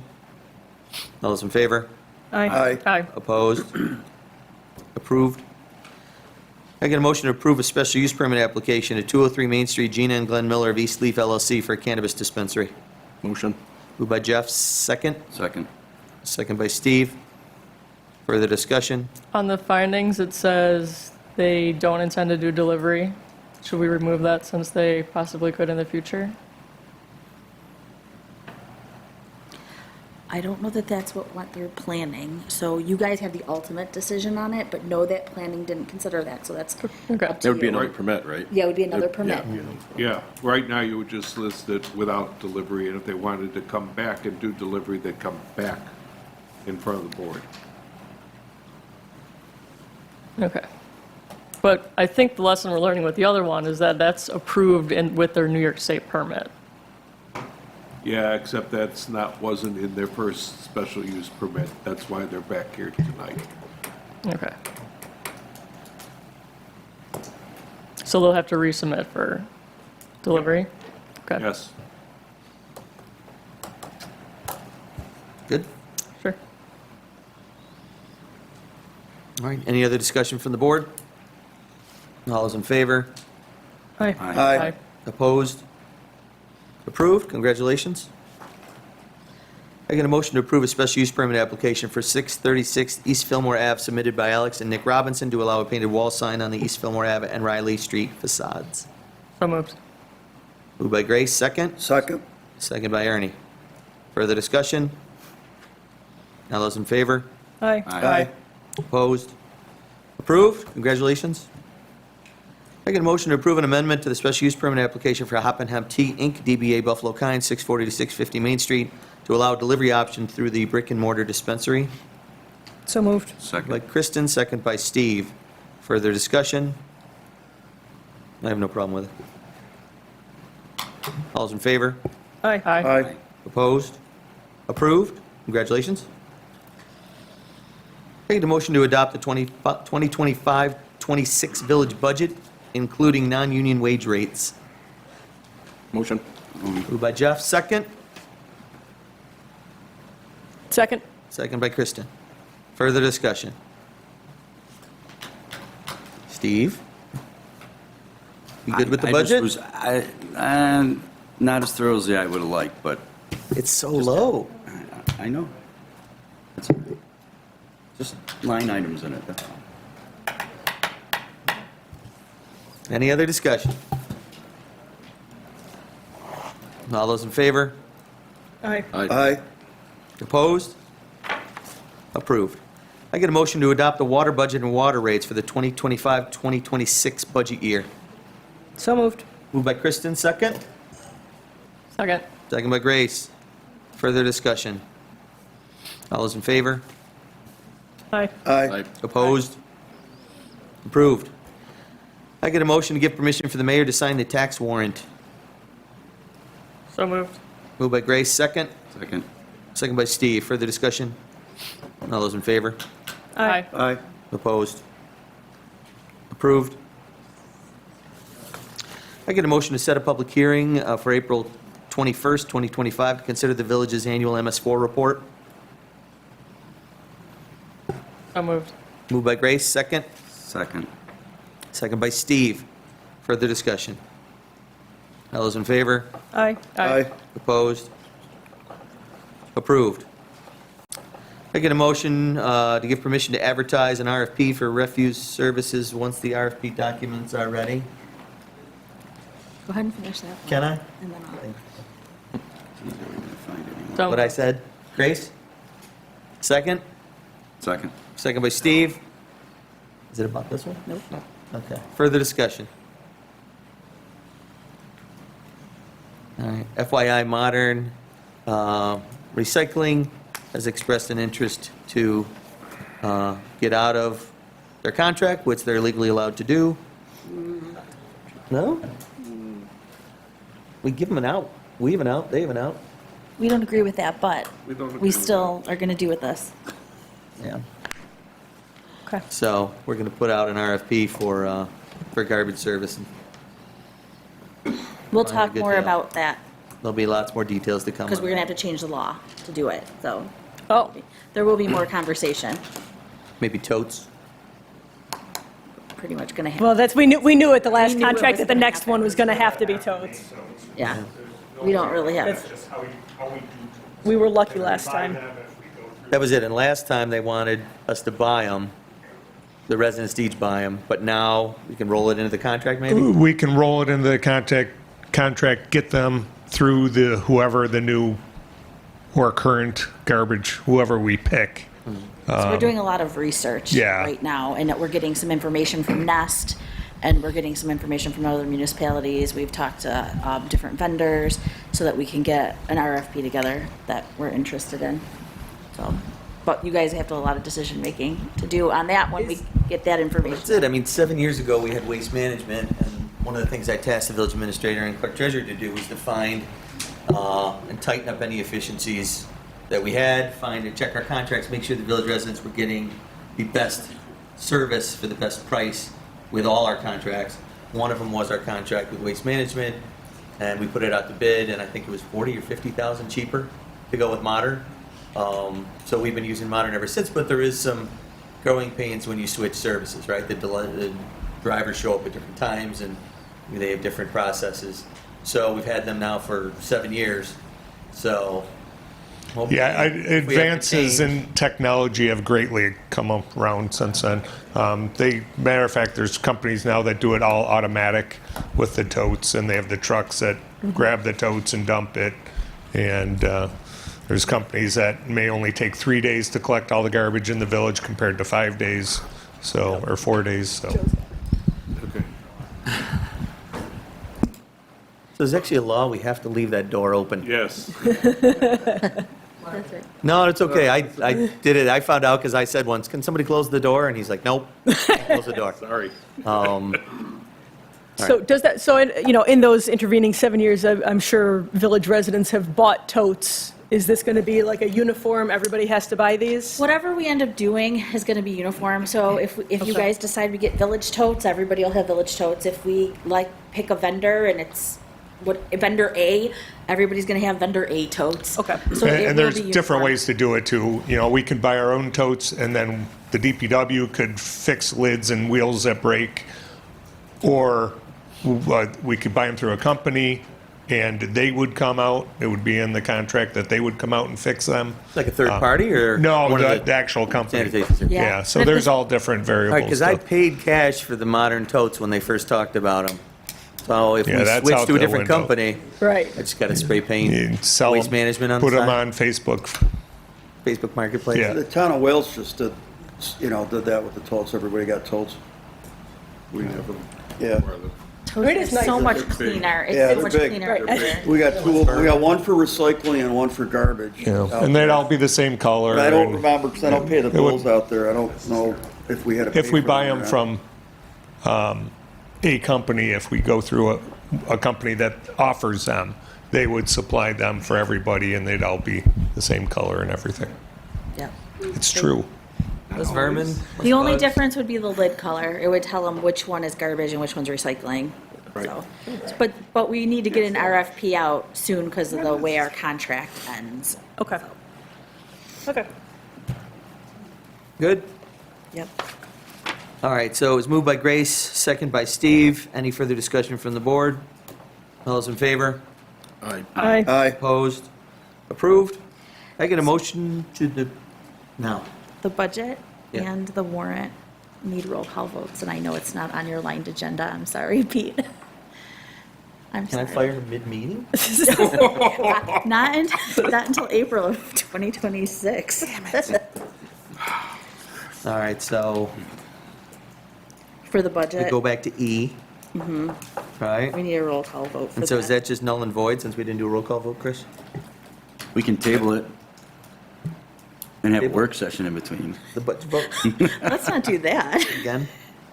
Can we just, On a You motion? can just, wait, you've Same already got a motion, motion, same you've already second? got a second. Just do the Just vote. do a roll call vote. okay. So E, adopting the 2025-2026 village budget, including non-union wage rates. It was moved by Jeff, it was second by Kristen. Need a roll call vote? Steve? Aye. Kristen? Aye. Ernie? Aye. Jeff? Aye. Grace? Aye. And I'm an aye. Passes. What was the other one? The budget, And the then the water? warrant report, the Oh. G, Just permission for the mayor to sign the tax warrant needs a roll call vote? warrant needs a roll call, yep. Moved by Grace, second by Steve. Roll call vote. Steve? Aye. Kristen? Aye. Ernie? Aye. Jeff? Aye. Grace? Aye. I'm an aye. Also passes. Moving on to J, can I get a motion to refer to the planning commission for May 6, 2025, a special use permit application to operate a B&B at 77 Knox Road as submitted by Christopher Sterles, owner. This existing non-conforming owner-occupied two-family dwelling is located in the single-family residence. So moved. Oh, there's more. Oh. Sorry, in the single-family residence zone, I had my finger over. Operated by a B&B is allowed, operation of a B&B is allowed to use by special use permit for an owner-occupied residence. Sorry. Moved by Steve, still? That last Yes. sentence didn't change your mind? Correct. Okay. Second? Second. Second by Kristen. Further discussion? All those in favor? Aye. Aye. Opposed? Approved. That'll be referred to the Planning Commission. Can I get a motion to refer to the Planning Commission for May 6, 2025, a special use permit application for the General Riley House at 644 Oakwood Avenue, as submitted by Anthony Day, Coach Day, to continue operating as it is with the speakeasy, light food, outdoor seating, and occasional outdoor music? So moved. Moved by Grace, second. Second. Second by Jeff. Further discussion? All those in favor? Aye. Aye. Opposed?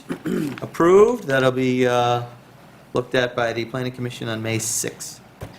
I get a motion to refer to the Planning Commission for May 6, 2025, an amended site plan for reconfiguration of the patio and parking lot for Left Coast Taco, 54 Elm Street, Nathan and Chelsea Route, to relocate the entrance, add landscaping between the parking areas and sidewalks, and permanently install the patio at the front of the building. So moved. Moved by Grace, second by Steve. Further discussion? All those in favor? Aye. Aye. Opposed? Approved? That'll go to the Planning Commission as well. Can I get a motion to refer to the Planning Commission May 6th? They're going to be busy. They are, Mm-hmm. and I They're gonna want, hate us. I want to ask that it gets limited at that point, but I haven't gotten to talk to Randy because he's Out. out. Out. Yeah. All right. So can I get a motion to refer to the Planning Commission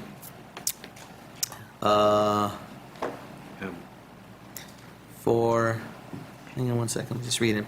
Okay, one's a site plans, one's a special use application. I got a motion to refer to the planning commission for May 6, 2025, a special use permit application for Left Coast Taco. Why is this on here 3 times? No, they're two different things, and one is special use and site plan, Yeah, one site plan, one special use, and one just site plan. and then I got site plan again. Oh, Because of the shipping container. Yeah. Different things. Special use permit application for Left Coast Tacos, 54 Elm Street, is submitted by Nathan Root to add an 8x20 shipping container behind the building that will house an arcade. So moved. Moved by Ernie, second. Second. Second by Grace. Further discussion? All those in favor? Aye. Opposed? Approved. Can I get a motion to refer to the planning commission for May 6, 2025, a site plan application for Left Coast Taco, 54 Elm Street, is submitted by Nathan Root to add an 8x20 shipping container behind the building that will house an arcade. So moved. Moved by Grace, second. Second. Second by Steve. Further discussion? All those in favor? Aye. Aye. Opposed? Approved.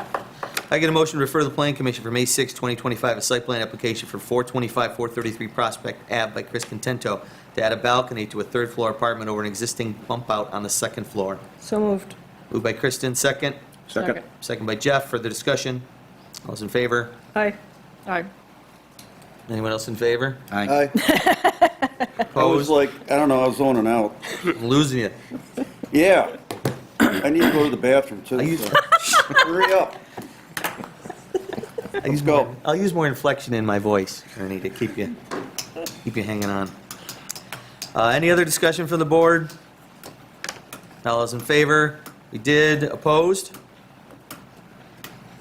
Approved.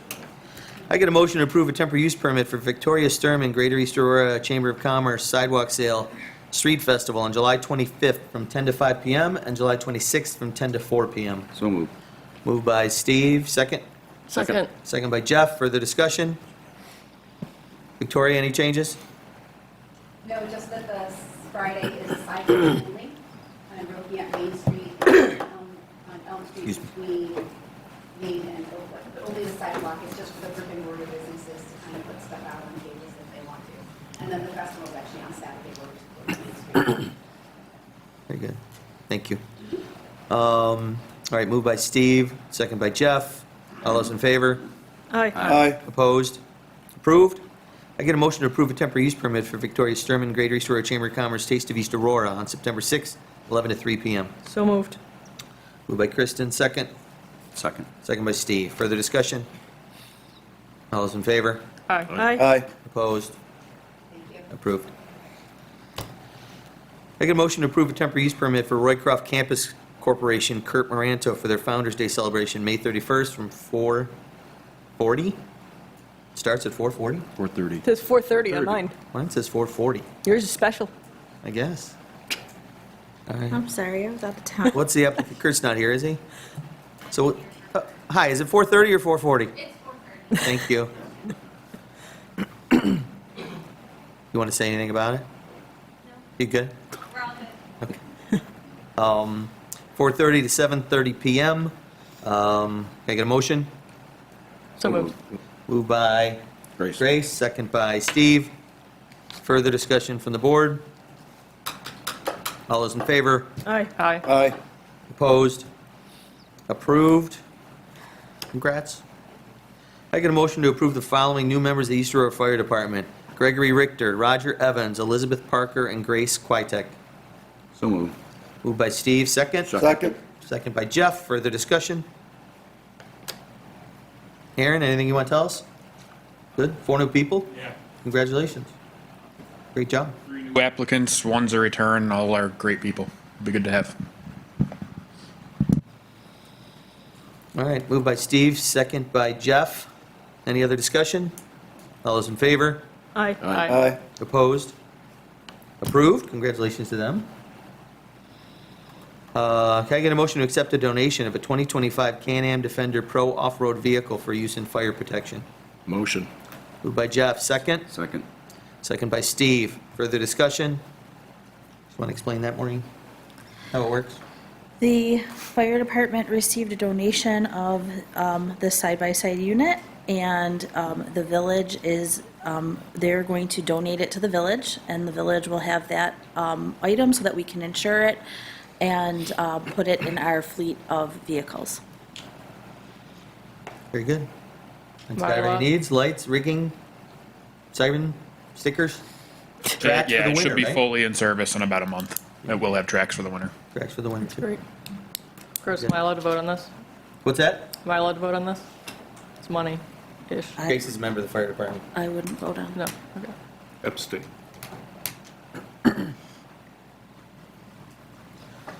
All right. Thanks again to the donor, Aaron. That's awesome. That's really great. Great. That they were generous enough to give that to the department. All right, moved by Jeff, second by Steve. Any other discussion?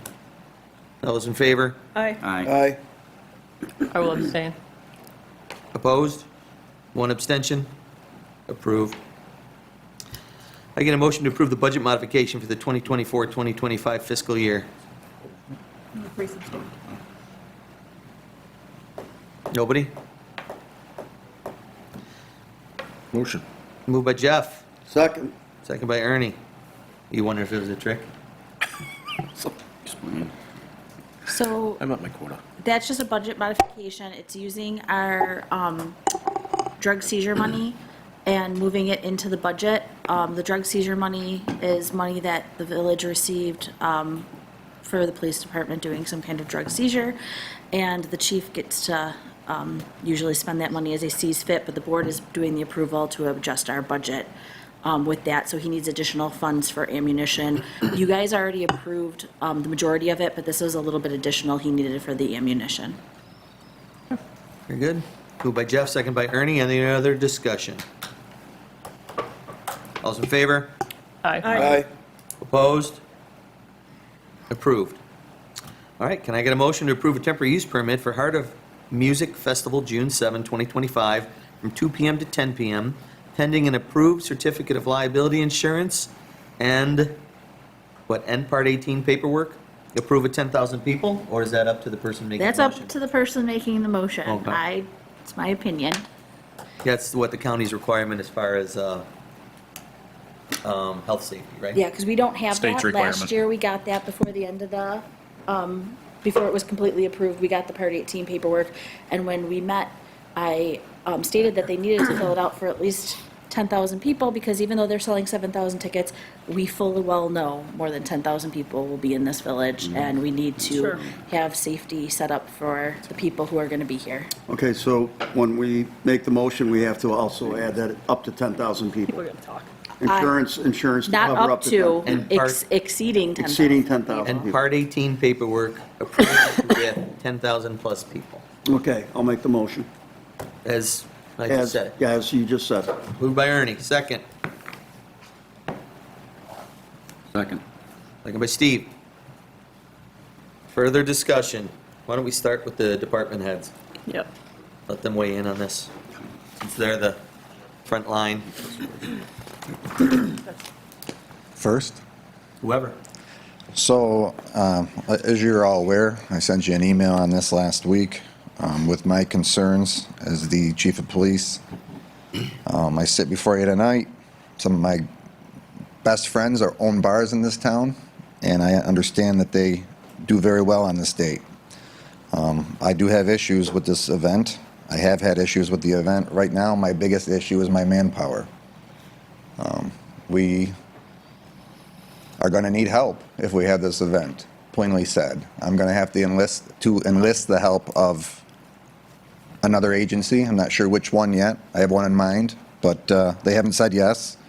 But I can tell you that with the medical leave, the military leave, and other leaves, I'm down over 25% of the force this weekend, meaning June 7th. So this event has historically enlisted full participation from every single officer, and we've still struggled to hold it together. I want to point out that I see the great that it does for the community. I heard it tonight. I saw it. I know that the businesses thrive because of it. But I'm looking for, maybe I'm missing something, but when we refer to keeping riffraff out, I'm open to ideas and suggestions, because I'm not sure that we can put up a sign that says, we're not having riffraff this year. So I have a lot of concerns with it. I think, again, I think it serves a great purpose, but my purpose is public safety.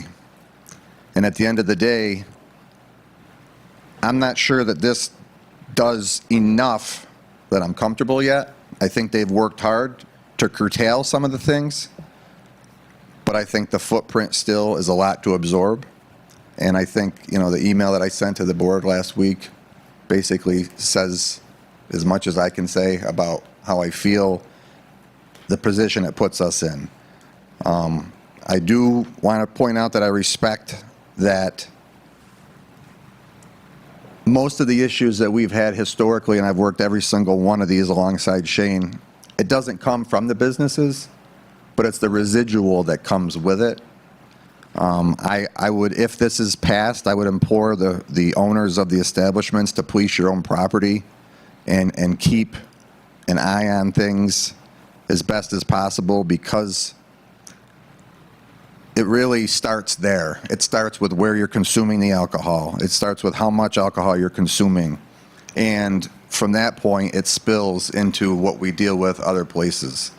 And for the most part, the venues themselves haven't been the big problem, but the public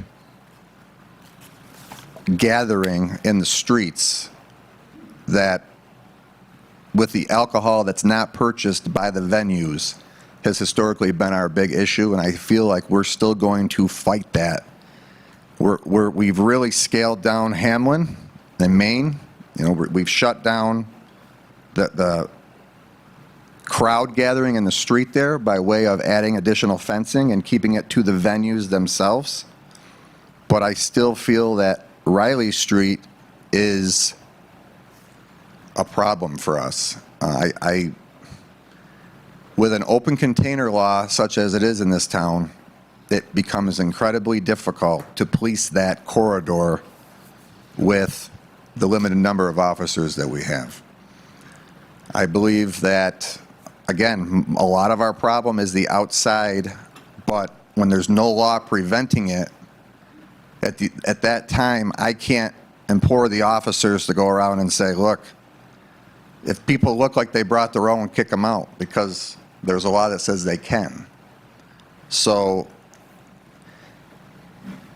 are we compromised? Yes, we're compromised. If you say, you know, if you vote for this in, I'm going to do everything I can to obviously run a safe event.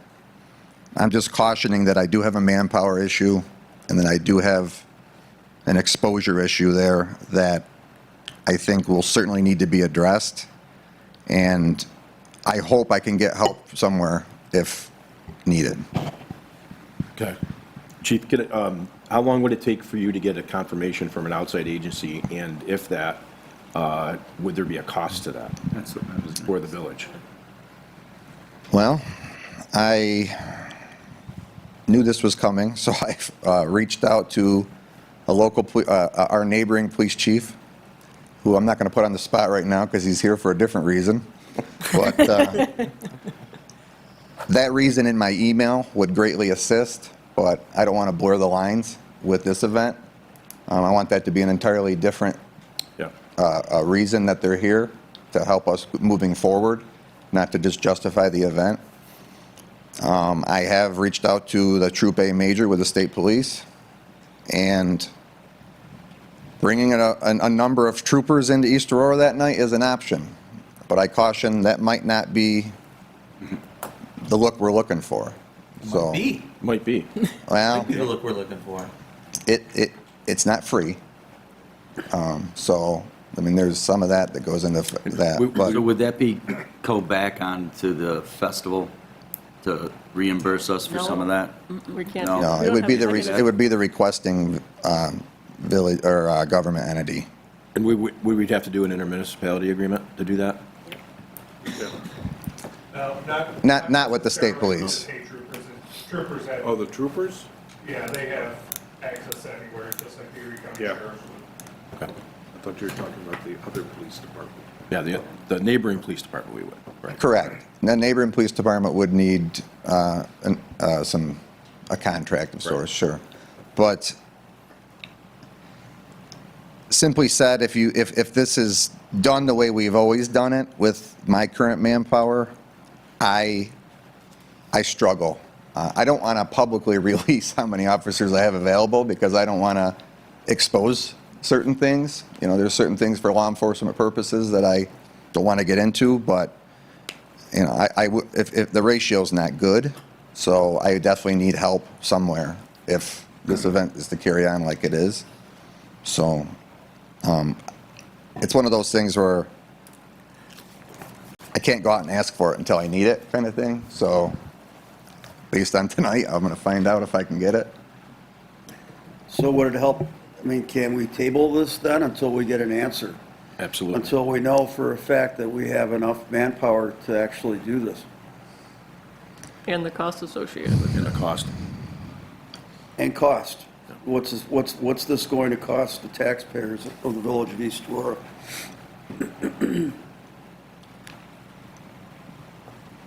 Would that make sense to the board? Does to me. Yeah. Because then do I have to make a motion to table with them? Well, do you want to finish I'd listening like to to everybody? continue Get the the whole discussions. conversation. Yeah, well, I mean, we're going to Yeah. continue. I'm just saying, I think if what I'm hearing is, The only issue with don't have tabling the now answers is, Right. and I would recommend that if it is approved or if, you know, however it goes, the time constraint that we're under right now, this is literally 8 weeks away. So, I mean, you table it, we're putting it down to 6 weeks out. And at that, I mean, we have to start preparing now if it is happening. You know, I mean, we've already been preparing and we have a blueprint from previous years, but the approval or disapproval needs to come sooner than later, and so we can plan for it. And it's, We meet in 2 weeks, right? Yes. Would 2 weeks help to get more clarifying information? yeah, I mean, I think 2 weeks would give us a pretty good idea of who we could get to help us, if that's the way you guys are looking to go. We've never gone outside before. Right. This would be entirely new. Exactly. We've never utilized outside help for something like this. So I guess, you know, we can ask and see what happens. Next meeting is April 21st. I mean, I feel better. I mean, when I talk to Mr. O'Connor, and I feel better about the way this event is going to go down, you know, based on the conversations I've had and what I'm hearing from their end about, you know, tamping things down and, you know, making sure it doesn't get as big as it was, and as there's a little more control, you know. But I'm going to go with what the chief says, that, you know, obviously we don't have, because of the staff that's unavailable, that we need more people to make it safe. And if we can find out within 2 weeks as to what the added cost is, do we get help? Can we get help from another agency to make this work and make it safer? Yeah, I mean, I think we have some options, but again, we have to discuss those. One of them, you know, obviously is apparent based on my email I put right in there, you know, something that could help this. But again, I don't want to blur those lines too much. So again, I'm not against Music Fest. I understand that it supports a great cause and it really benefits the local businesses. But at the end of the day, you know, just as the people that got up and spoke to you have a vested interest in their finances, I have a vested interest in the public safety, and that's all I can focus on. And I have to tell you that with my limited manpower right now, I will absolutely need help to keep this safe. Okay. I'm just pointing something out so that the board's aware. I know they are saying that they're making it smaller, And I know that Bar-Bill is not participating, and Bar-Bill has chosen that. And I know we're not having the Fireman's Field, which the firemen chose to not allow participation. But there are additional locations in here that we haven't had before. So just be aware, it's not completely this smaller event. I think that's what the department heads were really looking for, and they can speak up if I'm incorrect in that. But we were really looking for a smaller, more controllable event, and it really isn't. So just be aware of that. Yeah, okay. Aaron? You good? Just one more quick thing, and then Aaron can go. I just did want to touch on also that we, in the past, have not maybe worked in concert with the Code Enforcement Office. This year, we have more cooperation from their office, and if this was approved, the venue owners and the property owners would be advised ahead of time that occupancy and fire code would be enforced. So that's something that maybe hasn't been done in the past, but would certainly, we have Ms. Cassidy and Mr. Miga are on board this year to actually be out with officers and monitor the events. So that's just one more thing that we're doing to try to reduce that overpopulated area, that mass gathering effect inside. But again, a lot of those places haven't been the issues. It's just one of those things that there's certain venues that get overpopulated that we've probably should have shut down in the past due to that. So we'll be looking to police that this year. Yeah. And the tailgaters. All the tailgaters, right? Correct, but again, I caution, we don't have a heck of a lot we can do with tailgating because there's a law that provides them the opportunity to legally consume alcohol in the street that day, technically. I wish there wasn't that day. You can make a law for that day that reverses what you do 364 days a year. We looked into it. But Is there no way to do that, to stop our open container law just on that day? You would need 300 officers To control that. Yeah. How do you I was enforce going to it? say, how do you That's not how do really. you monitor Can you that? write a law? Yeah, you can write lots of laws, but I you mean- gotta be able to enforce it. That's the problem. And I think the person can fight that they weren't aware because one day a year, Right. it's not allowed. Put I mean, I'm signs sure- up Entering the sure these guys would love entry it, points you know? to the village, you have the organizers, Yeah, you that know, won't help. promote it. That will. Because we're already not everyone's trying. gonna look. They did that at the Bills, they tried doing it at the Bills games, right? And for a second, I'm like, you know what? I'm not gonna bring that beer across the street because we're not allowed. So if you stop 50 people, that's better than nothing, right? Just an idea, you know? If you put it out there, you don't arrest anybody, you don't ticket anybody, but maybe it deters a couple hundred people from doing it. At the Bills games, the best they can do, I mean, people are walking right up to the gates with alcohol. Yeah. And there are bottles and cans strewn all over the place. Yeah, me too. It's a difficult place to be when you're community oriented. I try to make the police department or make us be transparent and as community oriented as possible. And I understand that this event gets a ton of community support, but I have to sit before you and give you the hazards that come with it, or I wouldn't be doing my job. And Ben probably won't take me to Vegas again next time, but, you know, I have to do it. I have to point out some of the concerns before something like this would be rubber stamped. Chris was just saying that we would have to pass a law, and there's not enough time. By the time you draft it, then you have the board Post the meeting, public and then hearing. you have the posting of the public hearing, and you get published, and then you pass it, and then it gets to the Department of State for filing, and you've only got 8 weeks. Yep. That would be a next year thing. That's the next year thing.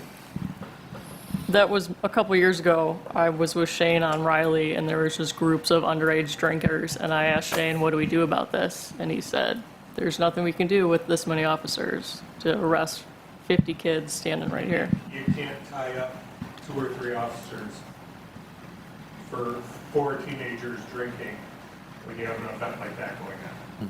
You have to return them to the station, issue appearance tickets, call their parents. Hopefully their parents aren't intoxicated at the event and can't come and pick them up.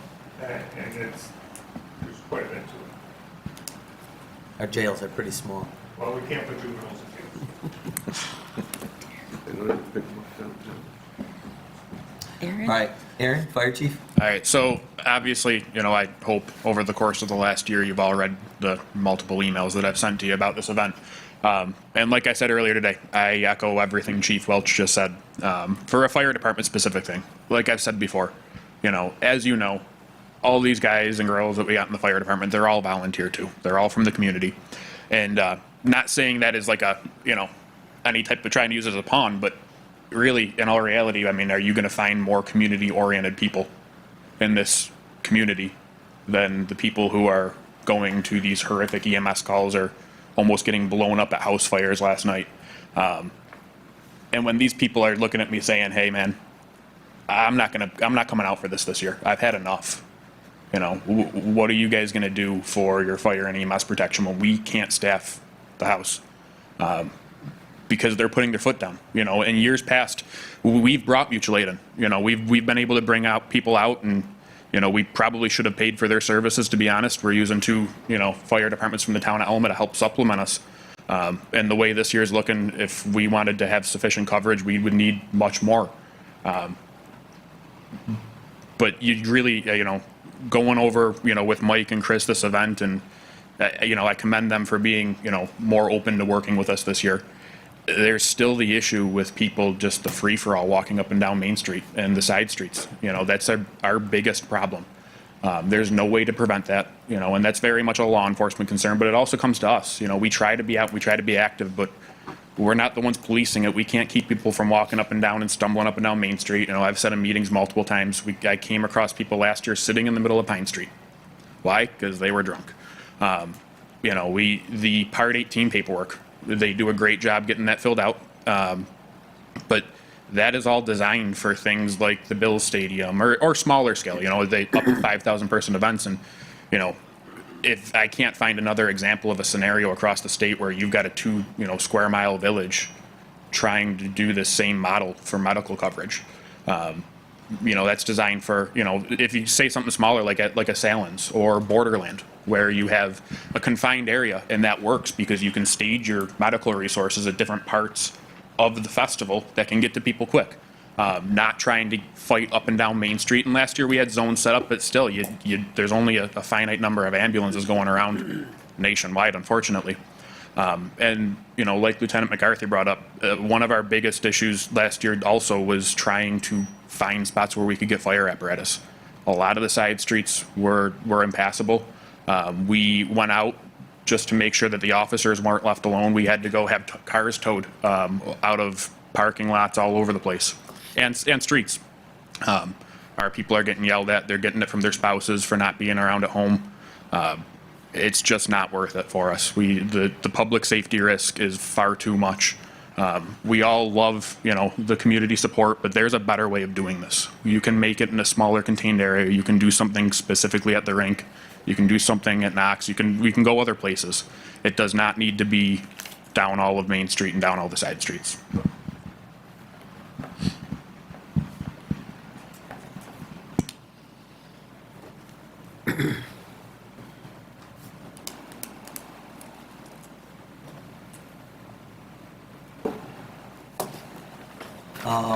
Pat, as far as the towing, I know at one of the meetings we talked about putting up no parking signs on all the side streets to keep them all open for the fire trucks and the ambulances.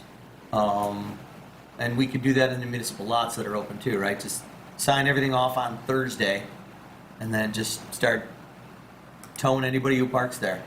Because I know people will park their cars and have a cooler full of beer in the back and they'll leave it right in the middle so that they got access to it. Just tow everybody. I mean, is that an option to get multiple tow trucks here and just drag them all out? I think, if this event proceeds through it will certainly have a different look on our end of things. I echo what former Chief Krieger said. When you have limited resources, let's not be mistaken, the folks that got up and spoke tonight and said that nothing serious has ever happened at the rink, plenty has happened at that rink. But we have to triage things, and we have to basically calm situations down and then move along, because we don't have the time or the resources to, 500 people could have been arrested at this thing in the last 10 years. Maybe 5 have, because we're just too damn busy. So let's not confuse the two, but yes, the idea this year would be, with more resources, to do more enforcement if we're able to, and tow everything. Anytime, we're a very cooperative police department most of the time, but on this day, things have to change. We will absolutely have the 2 tow companies that we utilize in town on standby. If people choose to tow or choose to park illegally against one of our signs, they're going. And we don't have a choice, because we have found that it becomes a really large problem for us, and we end up having to shut complete streets down, and then it impacts, like you said, ambulance traffic, fire department traffic, and even police department traffic. So I think it would be a lot less community-friendly event moving forward, just because we have to stay on top of it, because we've dealt with such issues in the past with people throwing up a car against a no parking sign or whatever, and us spending hours trying to locate the owner. We won't do that anymore. We're just going to tow it. Or they'll just take the no parking sign down and park there. And then say, oh, I didn't see it.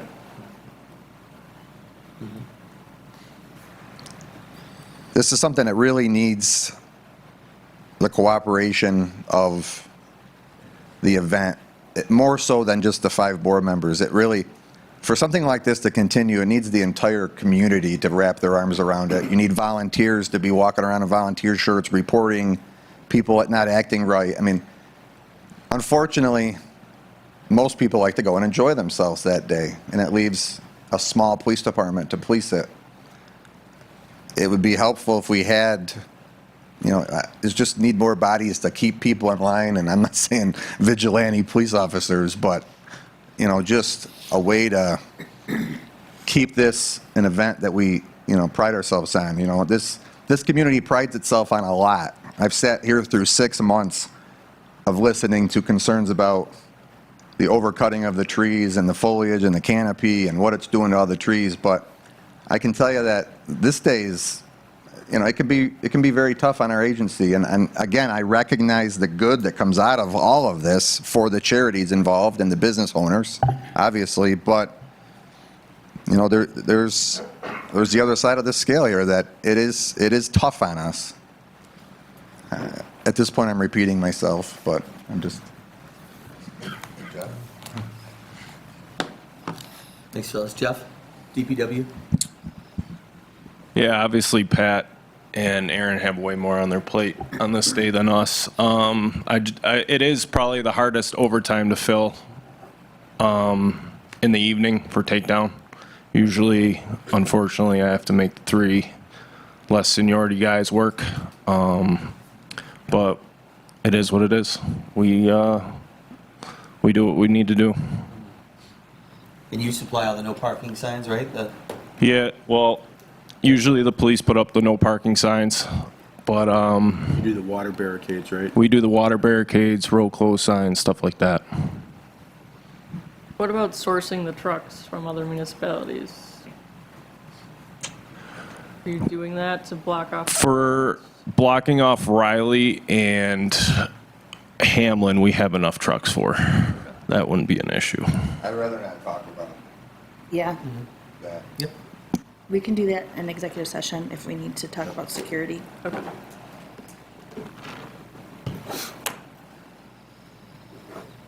All right, where were we? You have a motion on the floor. Moved by Ernie, second by Steve. Can I If someone say? wants to make a motion to table, they certainly can. I'll make a motion to table it for 2 weeks, so we can get some more information, so we can feel I comfortable. tell you, I don't want to interrupt. No, you- Public speaking, and again, either way you decide, yes or no. Tabling it, at least from the buyer's perspective, we have a very fine, like, I think we have 4 weeks to get our liquor licenses in. Generally, we like to do it 6 weeks, like 4 weeks is the max. So without knowing, and I know, Pat said he wants to know so he can prepare. We need to prepare also. So again, either way, I think we have to come up with an answer so we can move forward and prepare as well. 'Cause it's a lot to put together on our end. We understand, but also understand that we asked for the application to be into us so we could review it completely prior. And we would have the meetings, but the application wasn't being turned in. And until we had the application in front of us, we couldn't look at everything because they kept saying, we're gonna reduce, like even the hours of operation, it was asked for the hours of operation to be reduced further. And until we had a full application in front of us, it's hard for the department heads to make their judgment call on an application and get it to the board to review without it being turned in. And for this particular situation, we asked for it to come in a while ago, and I kept asking every meeting, do you have it so we can review it? Do you have it so we can review it? And even at our last meeting, it still wasn't given to us, and then it was brought in the next day. So we got it the day after the meeting, so it was Wednesday. So it was the Wednesday before noon to make it onto the agenda. This last Wednesday. So, yep, so it was at, like, right before to make it on the agenda. I'm pretty sure it was Monday. It was either Tuesday or Wednesday, whatever day we had the Yeah, there's no meeting. date on this. Yeah, I can look it up at the office, but we had a meeting with him. It was either Monday or Tuesday. And, yep, so they brought it in the next day, and that was, as soon as we had it, I got it out to the board immediately after. But this is a lot of stuff, and we had been asking for it, even if it wasn't officially coming before the board, just so that it could be officially reviewed. So Ben, with 4 weeks to apply for it and 8 weeks till the event, 4 weeks. if we approve. 4 weeks, like the last Saturday. Yeah, but if we approved it in 2 weeks, you'd Yeah. have 6 weeks. Yeah. So you'd still be able to get it done. It'd be a lot, but obviously everyone's dealing with a lot more than one individual are. But Right. It's New York State. We got it at 10:30 a.m. We got a day of. We got it at 9 a.m. They Yeah. don't do anything quickly. Yeah, so it's All right. Thanks, fellas.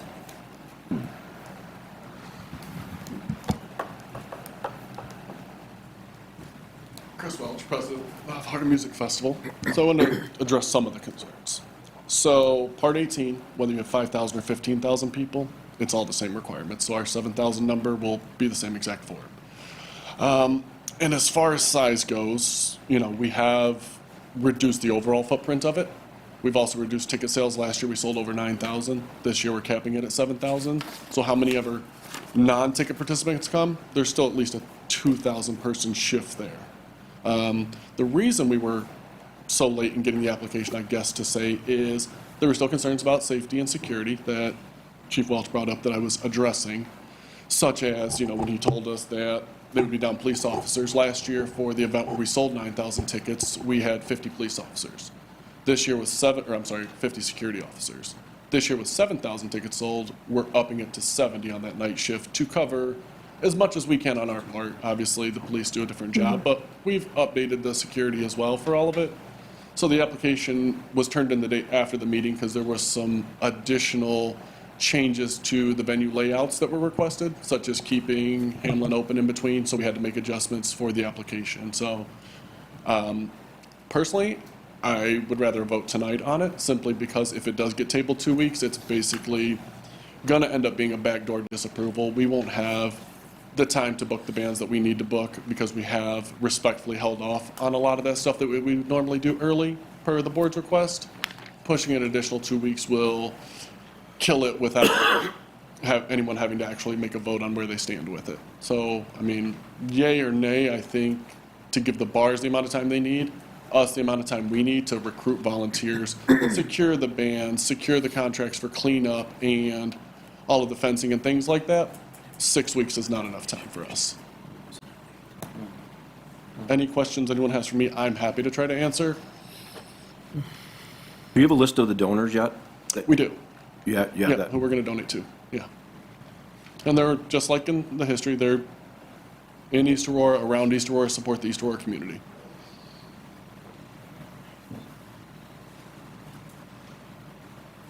Can I just add one more? Sure, Mike. Certainly appreciate everything you guys are saying, but I'm not sure where Maureen is coming from in saying that we know that 13,000 people are coming. We don't know that. History would show that. It was quoted in the advertiser last year that there were 15,000 people by John. I think we also just had a conversation about the advertiser not always reporting everything accurately or in time or anything like that. It was a quote from John. But I think what, if you, Not it's turn that falling on over. deaf ears, what we're doing to reduce the size.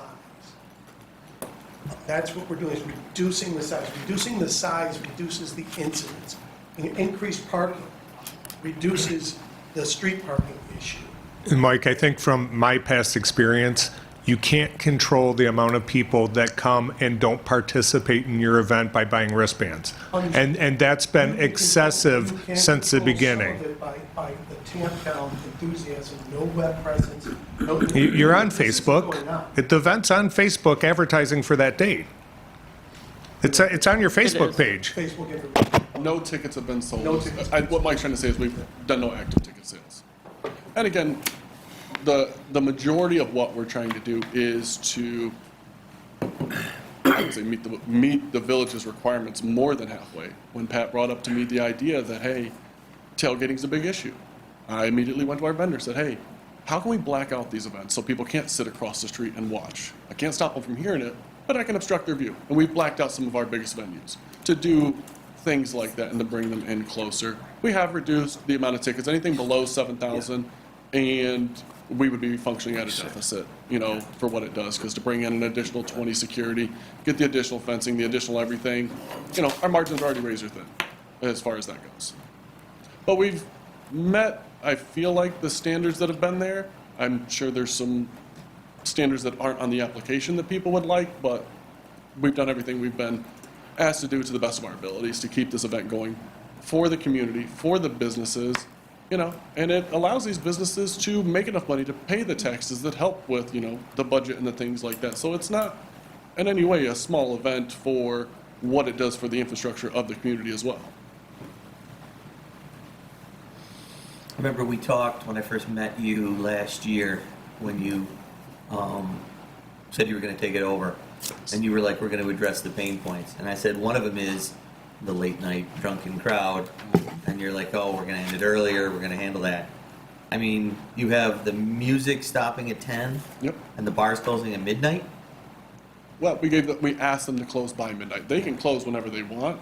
We just asked, hey, shut down at midnight. Because what you don't want is 7,000 people trying to leave this village all at once at 10. We thought the 10 to 12 2-hour slow rollout was far more progressive than everything shuts out at 10, everyone leave right now, 7, or, and as Maureen says, 10,000 people exiting the village in mass. 2-hour rollout, I think, is a lot easier. I think the bars agreeing not to host any other events post there really allows that slow rollout.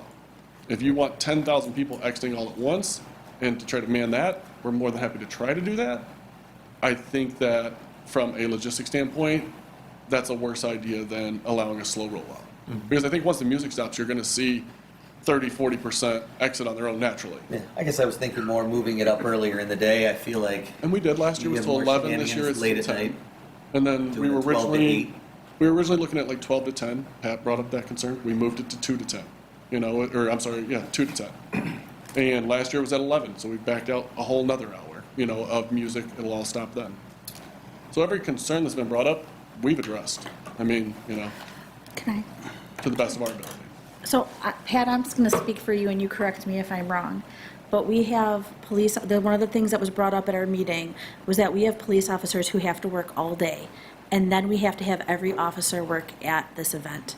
So we're having officers working their shift and then working this entire event, or working this entire event and then working their shift, which is problematic. So expanding the hours and having it be 2 to 10, plus our guys setting up prior with the no parking and dealing with all of that, they're working a really long day at a really hard day. at an extensive amount with longer hours. And that's why the request was to close it down earlier and get it done, because the stuff that's happening at the end of the night has been problematic, and that is what's really killing our people after working an extensive day. Am I incorrect in that? Am I relaying that information correctly? Yeah, I mean, I think the heart and soul of this thing is to raise money for charity and the love of music. And the people that really love music can drink beer at noon until 8 o'clock and have enough. Then what we have experienced after that witching hour, if you will. And again, it's not our people. I mean, I hate to point the finger, but it's not our community's people that we really are dealing with in the evening. Most of it's the people from out of town and a very young crowd that has come and indulged throughout the day. We aren't dealing with our local community members. The Maciejewskis aren't fighting behind Main and Hamlin at 10:30 at night, but the two 18-year-old kids from Kenmore are. And I hate to say it that way, but that's what we've experienced. And that's one of the issues with that late night. And I also understand it's an issue for the restaurants and the bars because that's when you're making money, and this is a difficult thing because we are a close-knit community, but the safety end of it is that we've experienced that later night issue being our biggest pain point. Most festivals go to 8 or 9, and then, they are what they are. So, I don't know. I mean, it's just throwing that out there, I do want to say that I think we've all worked really hard at making this thing work. I don't know what way it's going to go, but we've met longer and harder than we have on any other special event that I've ever been involved in for the last, months on this. And I'm going to do what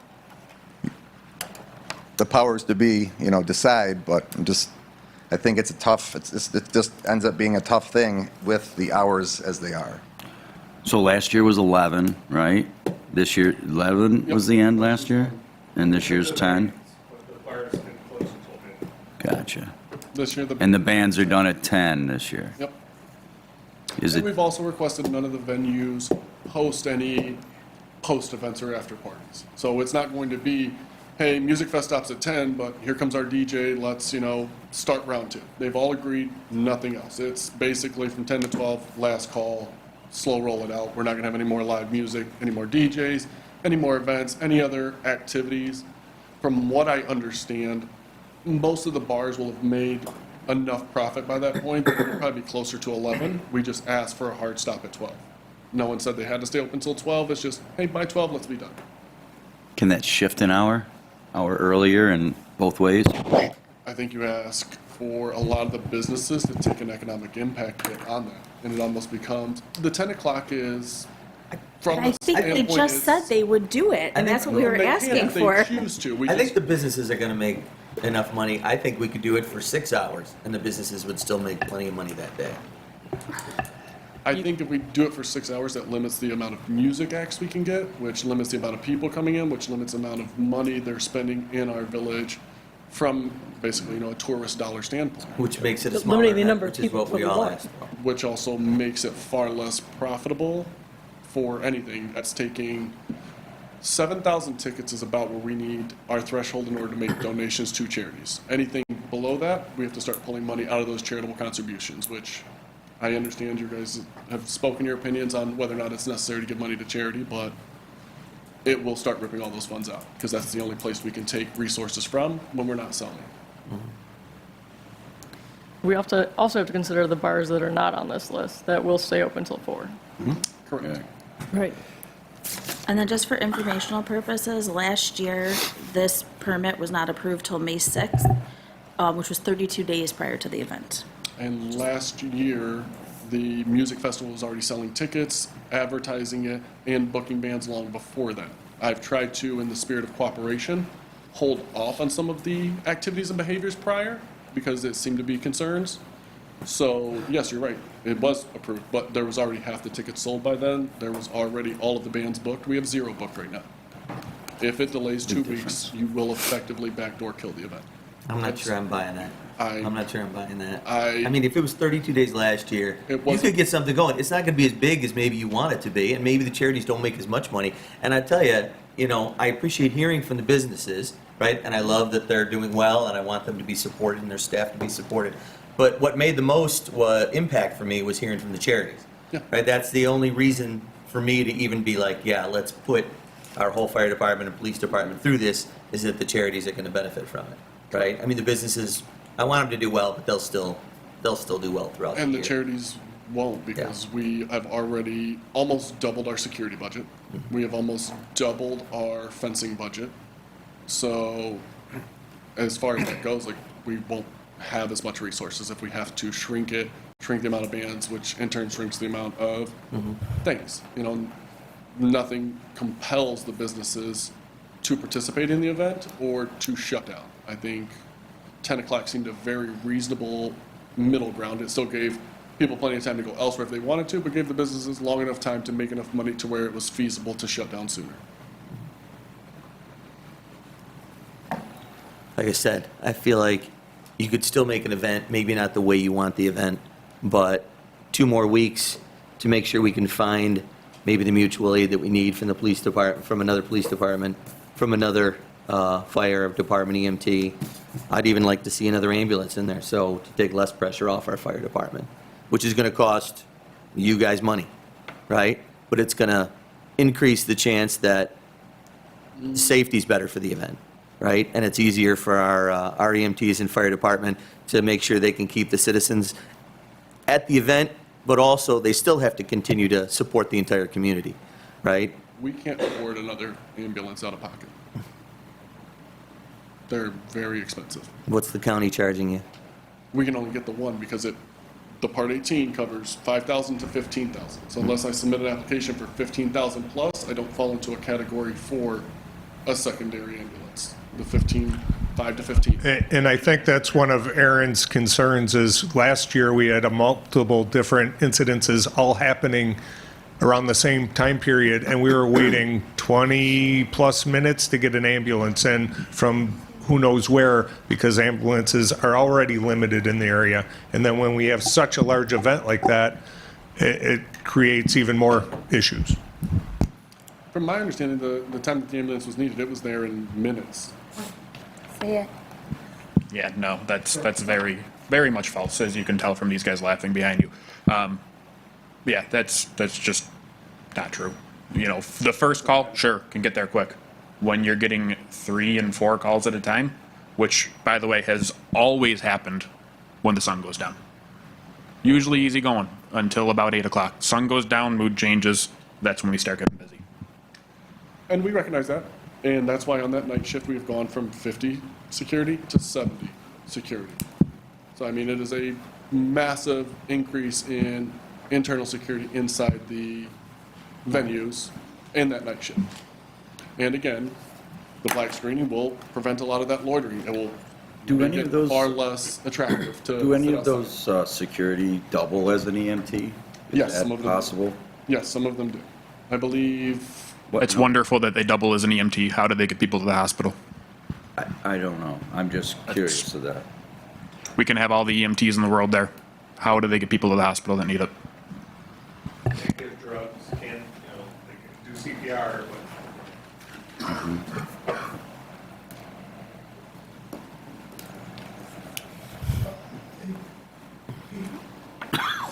Chris, I think we should consider doing the hour. I think we should consider doing just the 1 hour. If we can talk about it, I think that sounded a big concern for the board. And I think an hour concession would be. Why not do it 12 to 8 or 12 to 7 or 1 to 8 and do it in the middle of the day, right? And then you stay away from the witching hour he's referring to. And there's still a lot of people coming in and the venues still get a lot of business. And I don't think Ben and the guys have, I mean, they're all on board. I mean, you're looking for 8 hours. Noon to 8 would be 8 hours instead of 2 to 10. Make it 7 hours. Huh? Make it 7 hours.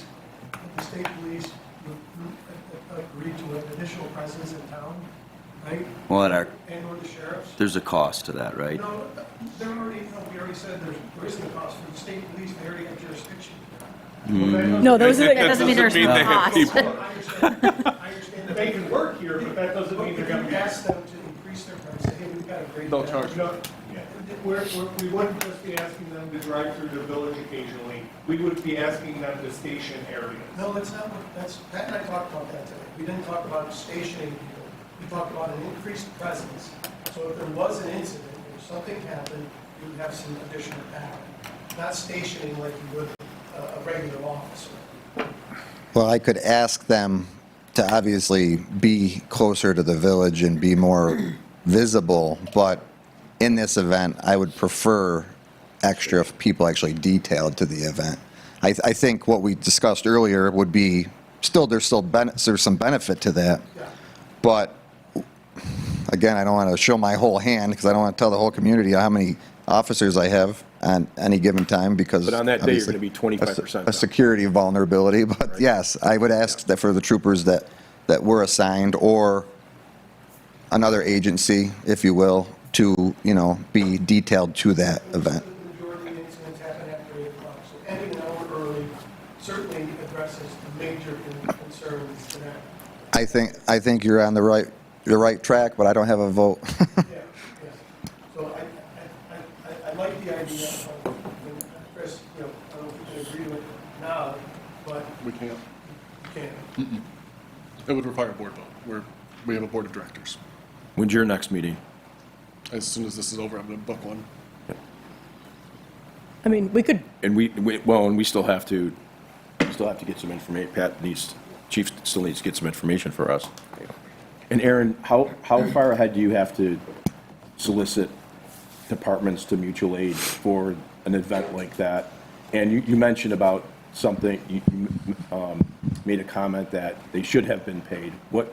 How do you pay? I mean, they can certainly bill for their time or their usage of their vehicles. Other communities were donating equipment to us, that's their fuel usage, that's their equipment when they go out on calls where, we're not restocking their supplies for them. As far as how do we get people, it's a volunteer world. I can't send a memo out like the police chief can and say, hey, no vacation days today. So I can start making phone calls as early as tomorrow. I don't know what I can guarantee. I've got to figure out what resources exactly we're going to need because we still got to cover all we got to have EMS on standby and quick response vehicles. I got to make sure that I have rescue staffed. I got to make sure I got engine staffed. So it's, a logistical nightmare to a certain extent, but I can start making phone calls this week and get you answers hopefully in the next week. Would we get more accurate information within 2 weeks? For sure. Okay. We can make a more informed decision then.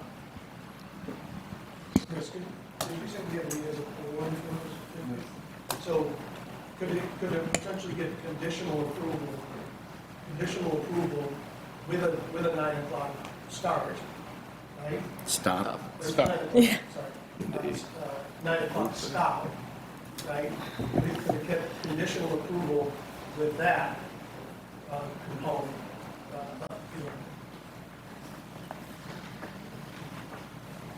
Like approve it with conditions like it has to go from 1 to 8. There has to be, mutual aid from our, like how do we add that as a condition? It's not out of their control. Well, if the condition can't be met because either police chief or the fire chief can't get the personnel, then the conditions aren't being met. If the organization comes back and says the time is unacceptable to us, then the condition isn't met.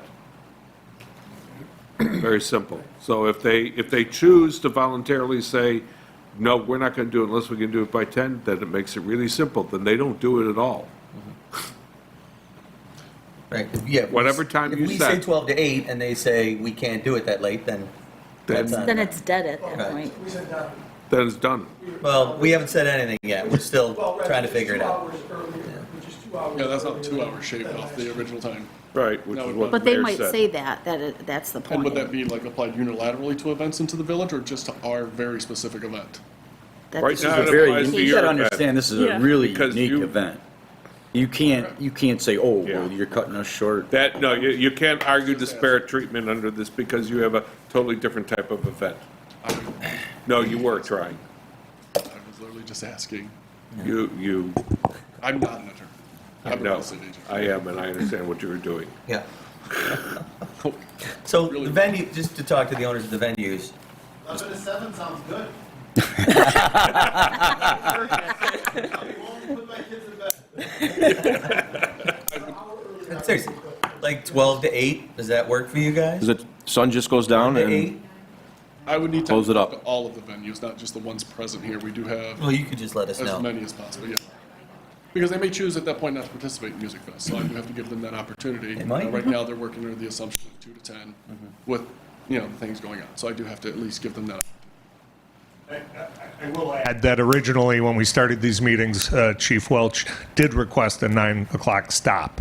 And it was, no, we're doing 10 and 12. No, the original stop time, I was No, asking. you said at the point, no, you were doing 10 o'clock. It's kind of a mood issue anyway, right? I mean, let's go back to the drawing board and come back. I like noon. We're going to table it, right? Noon to 8. You guys do your thing on your end. We'll do our research on our end. I mean, we can banter all night, guys. History shows my resources aren't as necessary at noon as they are at 11 o'clock at night. So if it goes from noon to 8 or I think 11's a little early, but noon to 8 or noon to 9, like that, again, those first 5 or 6 hours are really light on us. It's when the sun starts to set is when we. Those first 5 or 6 hours are also very light on profit too, as far as, the venues are going, it's both sides. This is going to get to the point where we're going to be going back and forth. Yeah. And again, I'm not here for your profit. I'm here for the community's safety. I don't think. And I'm just explaining my position as the board's looking to me to give them an explanation. Completely understand. Again, it's not my job to make your event money. It's my job to keep this town safe. Agreed. I understand. No, Well, he did. Yeah, nobody no seconded it. second. Nobody seconded it. Okay. Okay. All right, what's the board want to do? I'm okay doing it with conditions. Yeah. Ernie will have to amend his motion. Yeah, I would amend it with conditions. And the conditions would be, In addition to the 2 that were already stated? yeah, Personnel. What were the 2 that were stated? It was, Certificate of liability for 4,000 and the Part 18 paperwork approved with 10,000 plus people. That was just kind of the detail. and then that the we other started. conditions would be hours of operation. 12 to 8, 1 to 8, 9. 1 to 9? I don't, Hang on, Mike. I don't know, I think, Let's I don't know, talk. 12 to 9, I think seems reasonable.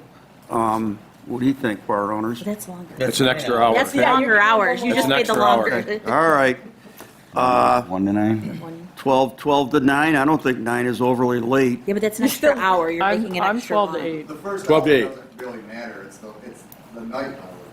Yeah, 12 We're trying to move it up. so that 12 there's to 8, it's 12 to 8. 12:30 to 8:30. Action at night. So what are you saying, 12 to 8? 12 to 8. 12 to 8. All right, what about the mutual aid? How do we quantify that? That would be at the discretion of the village board, because it's the village that's going to be making the determination. So if, chief comes in and says, I can't do it, then you have to decide. Well, If the police chief comes in and says, I can't get anybody else, that puts the decision-making with the village board as opposed to someone from the outside. But is this honestly helping anything? Because if we add all these conditions and then next time, in 2 weeks, we say we can't do it, then they're undoing everything they did. I just think it's, if you wait the 2 That's- weeks. But they and wanted table it, conditional I'm just saying. You approval. know what? Okay, That's the issue with conditions. I know. They have to be met, because it's gonna stink if it doesn't get approved 2 weeks from now. you know? That's what it is. Versus trying to get the mutual aid first and us voting in 2 weeks. And that's why there was Based the on addition, what Aaron and Pat tell us. that was why there was the additional motion to table.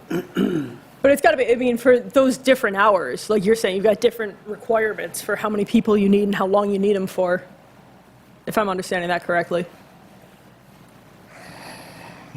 Not really. I mean, it's going to be staffed the same regardless. It's just a lighter lift later into the night, makes us more available for things. I'm going to have the same amount of people on until midnight, 2 o'clock in the morning, because the village isn't just going to go to sleep. Right. But it definitely eases the burden the earlier we draw back.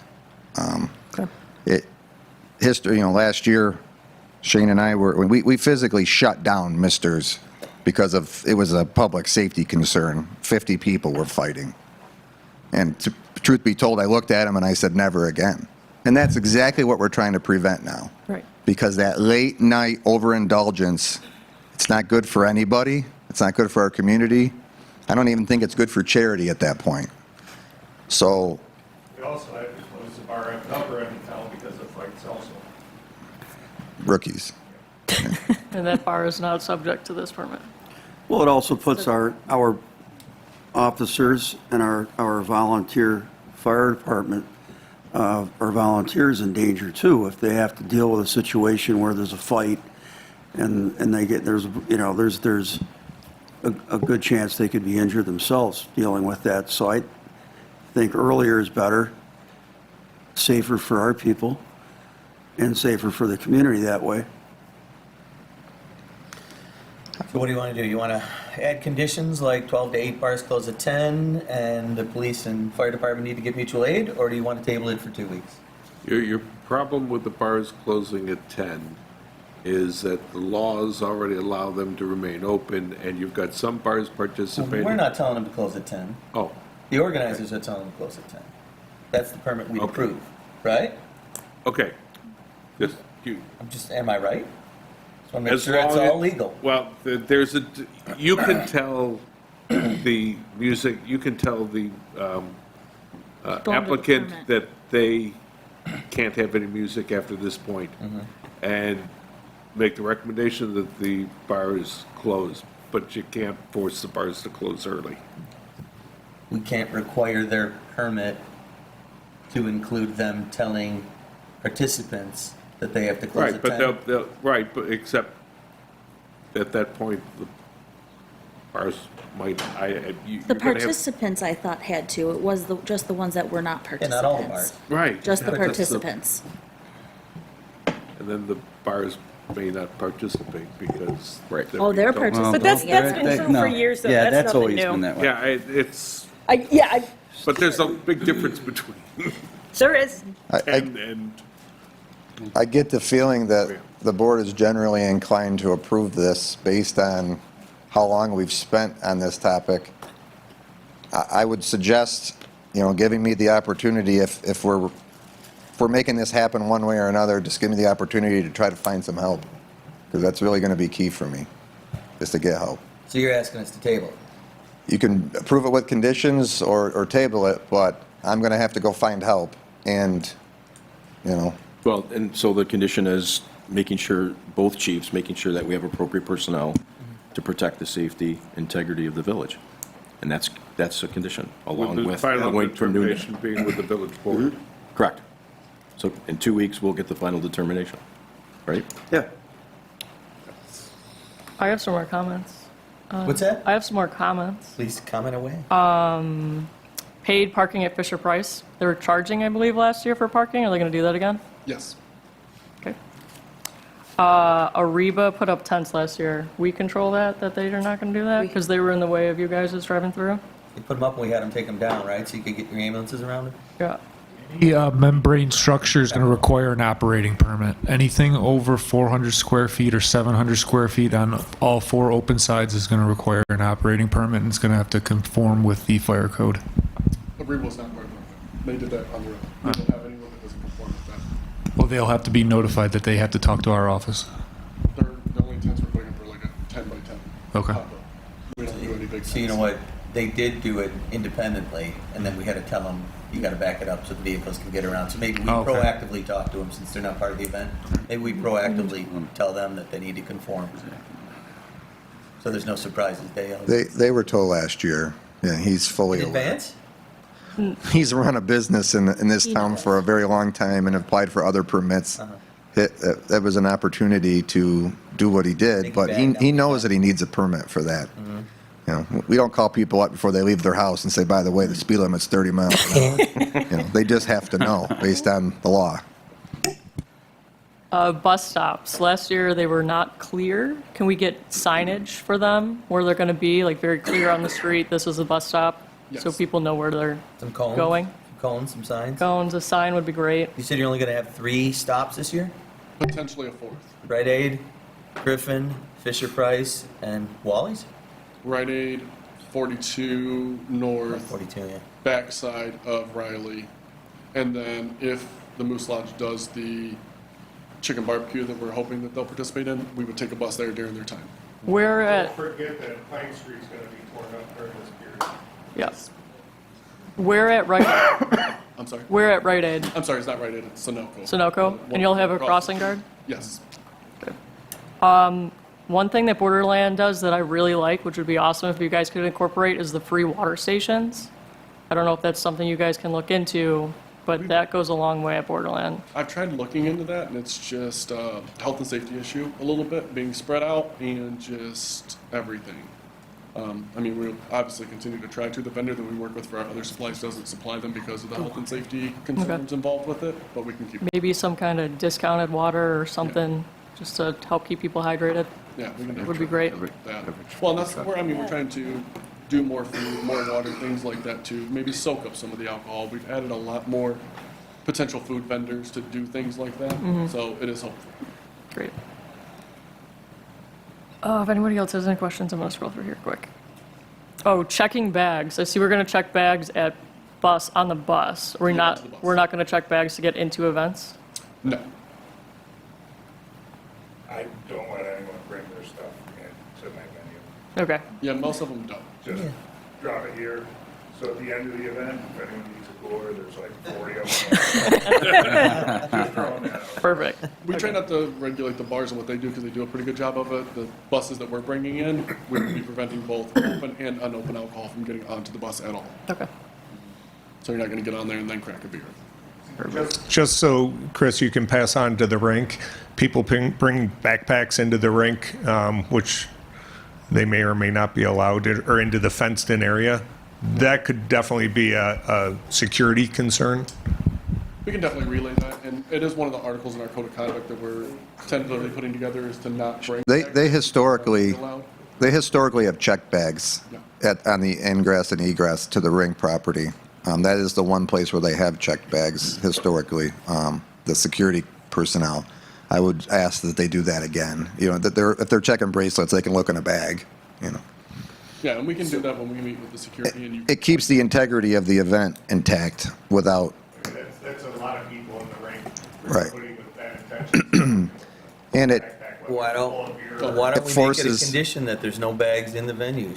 Because, I mean, if that's what they're smuggling their alcohol in, or who knows what, right? Why don't we just make that one of the conditions, that they can't bring them? Yeah, well, We have to not allow bags in the venue. That would be the define a So what bag, about because someone if you're carrying a saying, purse? right. yeah, you got Like a Bills game? The bills It gets still about allow that the, big. the see-through bags. We could try maybe a see-through bag instead of a hard stop on everything. That might be a more viable Maybe just solution. discourage backpacks. We are No, gonna, yeah, say no backpacks, like there's stores that have Yeah. signs that say no backpacks. Yeah. You know? which we Good can do in idea, our code of Chris. conduct. We're working through a code of conduct to send out to all of the people who purchase tickets and to reinforce throughout the process to hopefully discourage as much of the negative behavior as possible, such as the backpacks. If you can't get on the bus with a backpack, you're gonna have to walk from 42 down to, Main and Hamlin if that backpack's that important. Street closings. Mr. Zimmerman, yours is not on here. Do you need that road closed? No?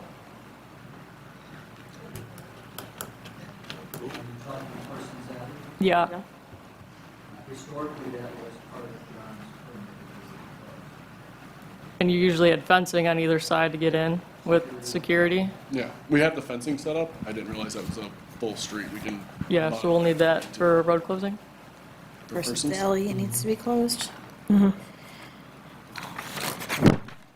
to the fire department's point, we did request all of Oakwood be no parking, all of Gerard? Gerard to be no parking, because it is a big issue to get a big fire truck down, you know, the roads and things like that. And I'm sure there might be people who violate that, but I think the tow trucks will have a much easier time towing 2 or 3 as opposed to 20 or 30.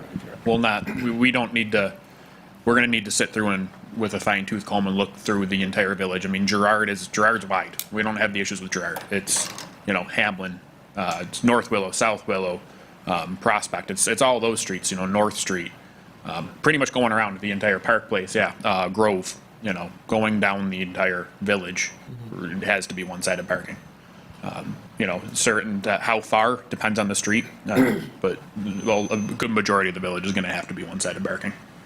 I'm fine with closing. I told you at the beginning, let's close off all the roads in the middle so people can't park and easily get to a cooler full of beer or bring their beer with them. Yep. They gotta park far away or at a lot somewhere and get shuttled in, whatever.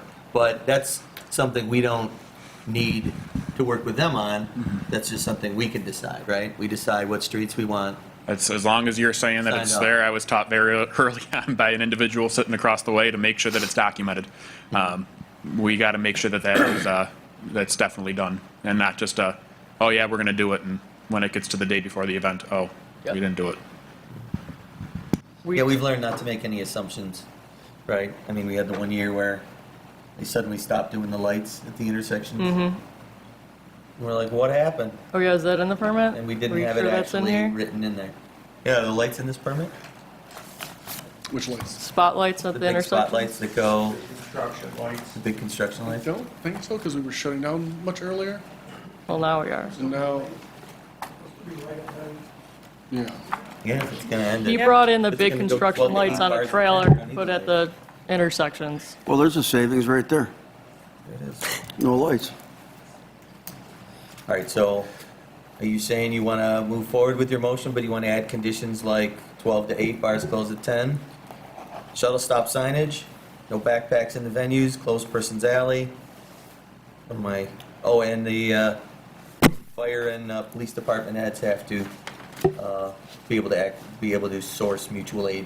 Yes. Can we close, sorry, Fillmore from Church to Riley? Wasn't that closed last year? Didn't we mid-event Yeah. close that street? Because there was people walking everywhere? And the shuttle, was the shuttle going by? Yeah.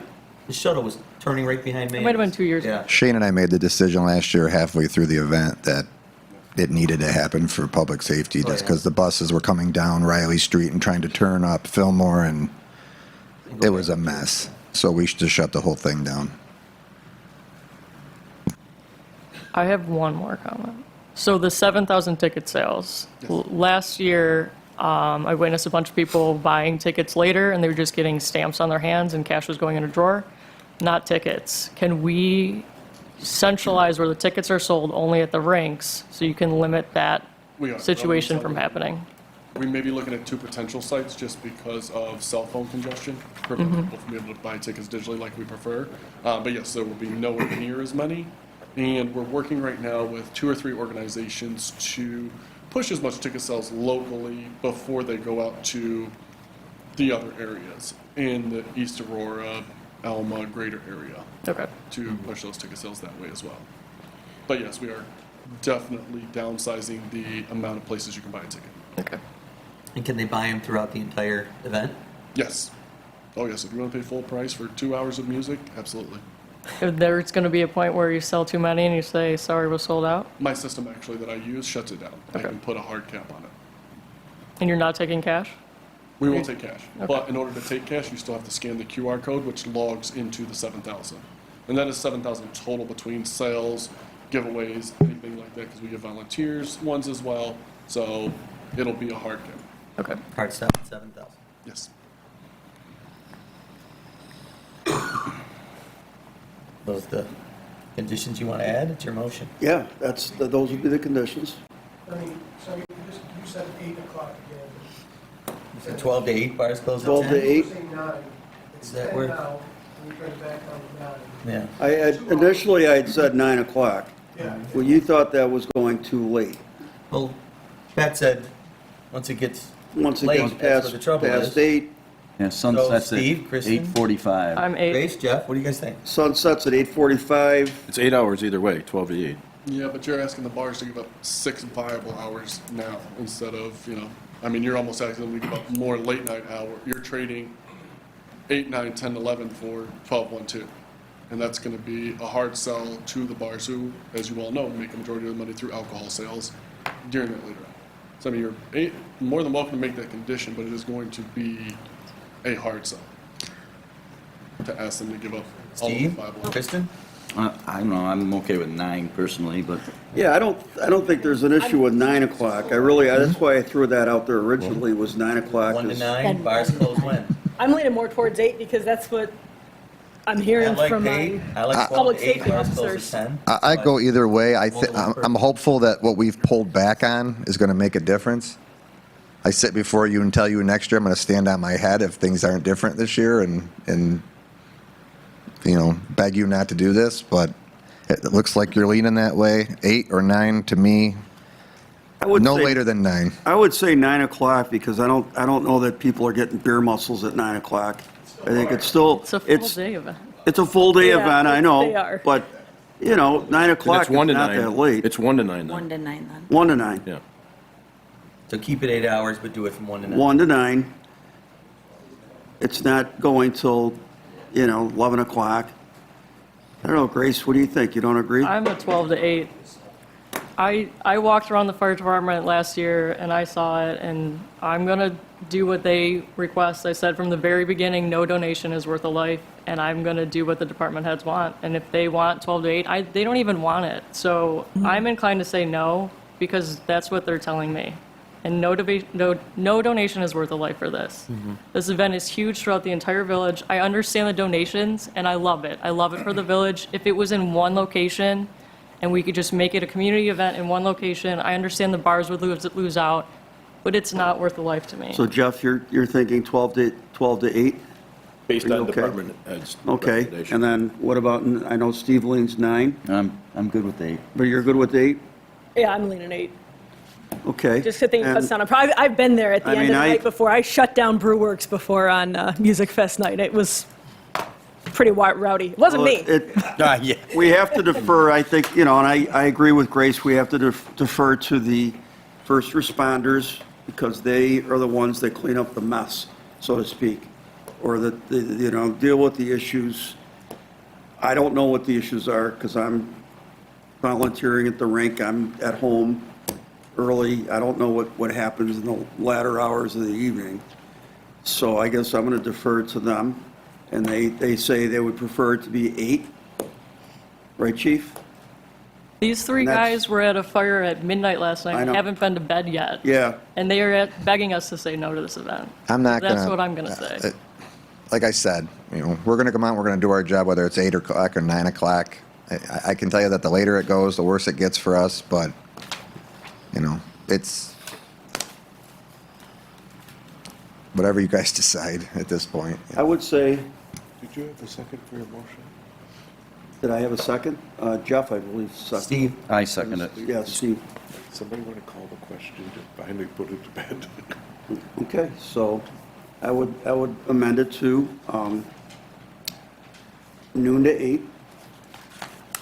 So I'm just going to read back the conditions as I understand them, Yes. and then you let's guys tell make me if sure we're wrong straight on it. on what So- exactly is going on. It would be an approval of the temporary use permit for the music festival, June 7th, 2025, from noon to 8 p.m.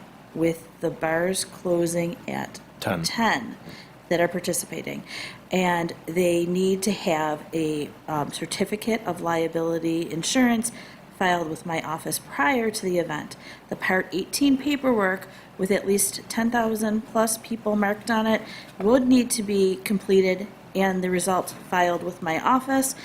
And then both the fire chief and police chief need to be able to find coverage. The final determination, if they have sufficient coverage, will be made by the village board, and that will be at hopefully the next village board meeting on the 21st. Yep. And I believe, and no backpacks. Closed persons alley. Hard stop at 7,000 ticket sales. Close Shuttle Close stop. Fillmore. Shuttle stop signage. Close Fillmore between church and hold on. Shuttle Riley? stop. Come on, Maureen, you getting Persons alley, I throwing a need lot of ideas to. around. Alley needs to be closed. Fillmore between Church and Riley, closed. Those are pertinent to our- Well, they're part of the.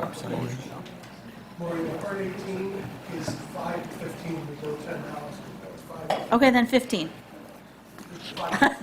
I mean, All I ask is But if you- we're gonna do 10,000 on that dates. part 18, I'd like to be able to sell 10,000 tickets, because if we're all in agreement that there's gonna be 10,000 people here, I'd like to believe. but then it's now gonna be you're more, then it's gonna be ramping up. 15. You're, You're gonna have an increased amount of people dependent on how many tickets you sell. So, Monkey wrench and everything. we know that, but we're not discussing that. We're, no, just Yeah. stay right there. All right. Dates in terms of when you get your paperwork, because Okay, what dates are we gonna get my The paperwork insurance. by? The insurance I need to have within, well, it'll be a week after that next Just board pick a meeting. date. So by 29th. April 29th, the insurance, and then the, Part 18 paperwork, that comes in the last minute. It just has to be to me. that's fine. Calendar.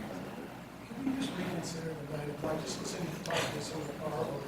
That's, You could for lose. them participating in 8 o'clock, at 8 o'clock, it's worse than staying open, it's worse than not participating at all. They will make more money between 8 and when they have to close down without the event than by participating in the event. Exactly, so is there any way we can just settle on the 9 Well, then why o'clock? don't you just table it? Again, Can we just table it? We're not getting anywhere. We might as- Yeah, I mean, I'm not. Keep going back around to, No, that's not true. Yeah. It's more, Yeah, we're no, trying no. to We're gonna find keep a it one middle person. ground, and I'm more than happy to take whatever number you want back to them for whatever time, but I can tell you from a profit standpoint, it makes more sense to say, well, we're not gonna participate, we're just gonna stay open until 2. Because they'll make more money between 8 PM and 2 than they will between 12 But and those locations won't be able to have outside music, They won't because they won't be part of the permit.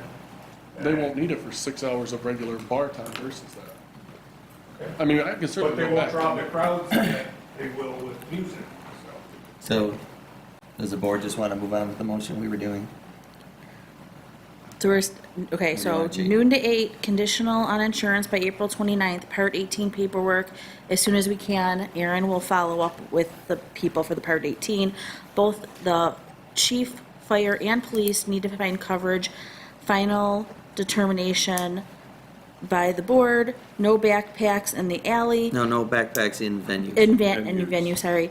And then, shuttle stop signage, Persons Alley needs to be closed, and Fillmore from Church to Riley closed, and the bars will close at 10 PM.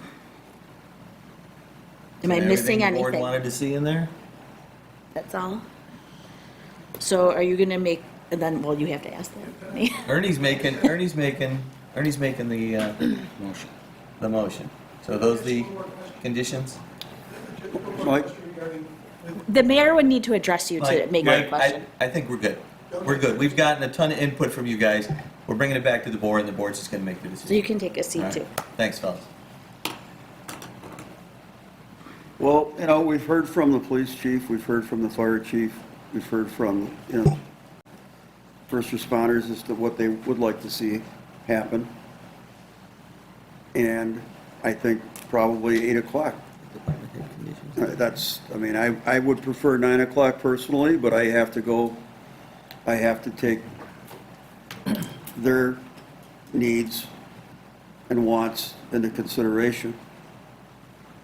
And we need to be fair to them, especially the volunteer firemen who donate their time.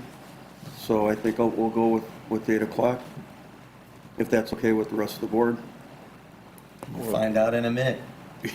Well, I'm just Are you throwing it out there. I would prefer 9, but Oh, Steve, You second it.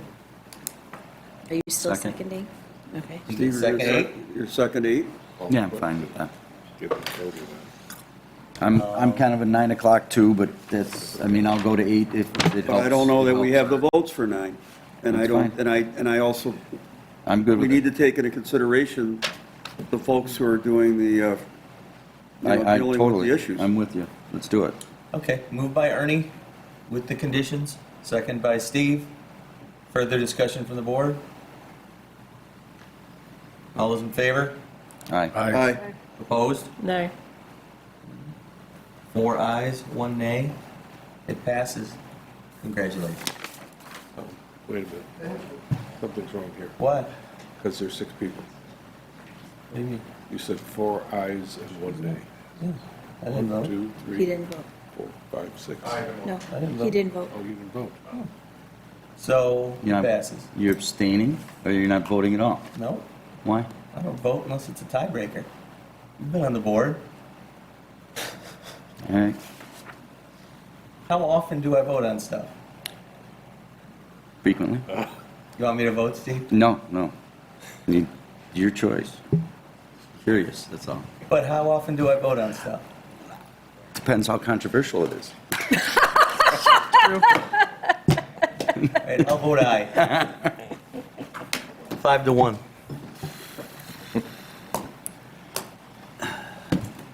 All right.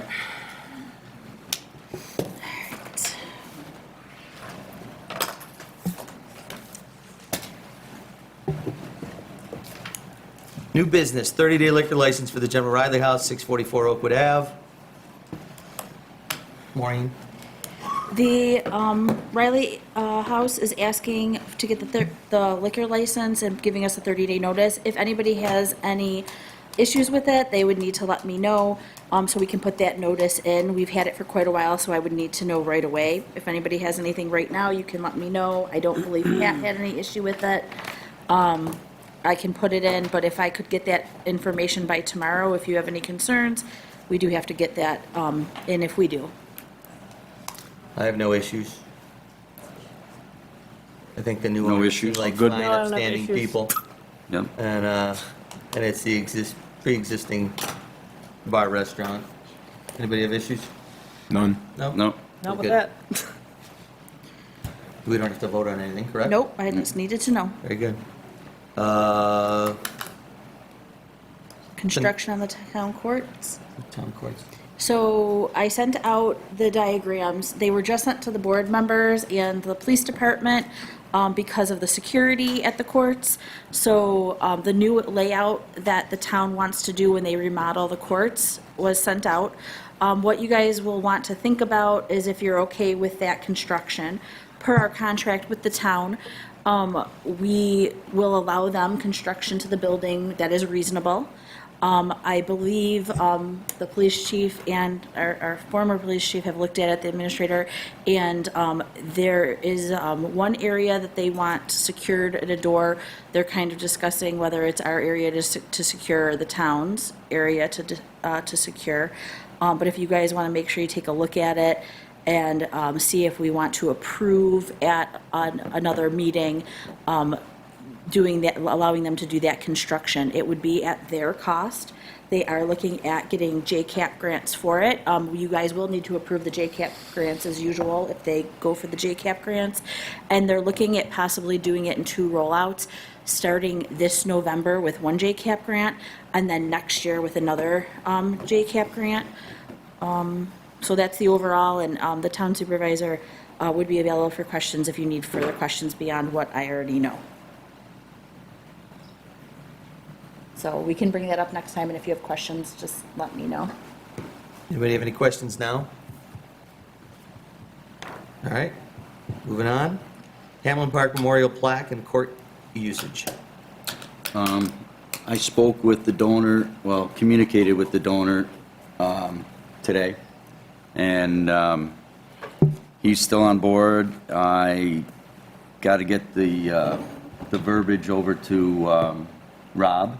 Okay. And Rob requested information for the backup on his write-up, and the guy basically said it's going to take a few weeks, or then he came back and said, well, how about Rob question what he doesn't know is right, and then No.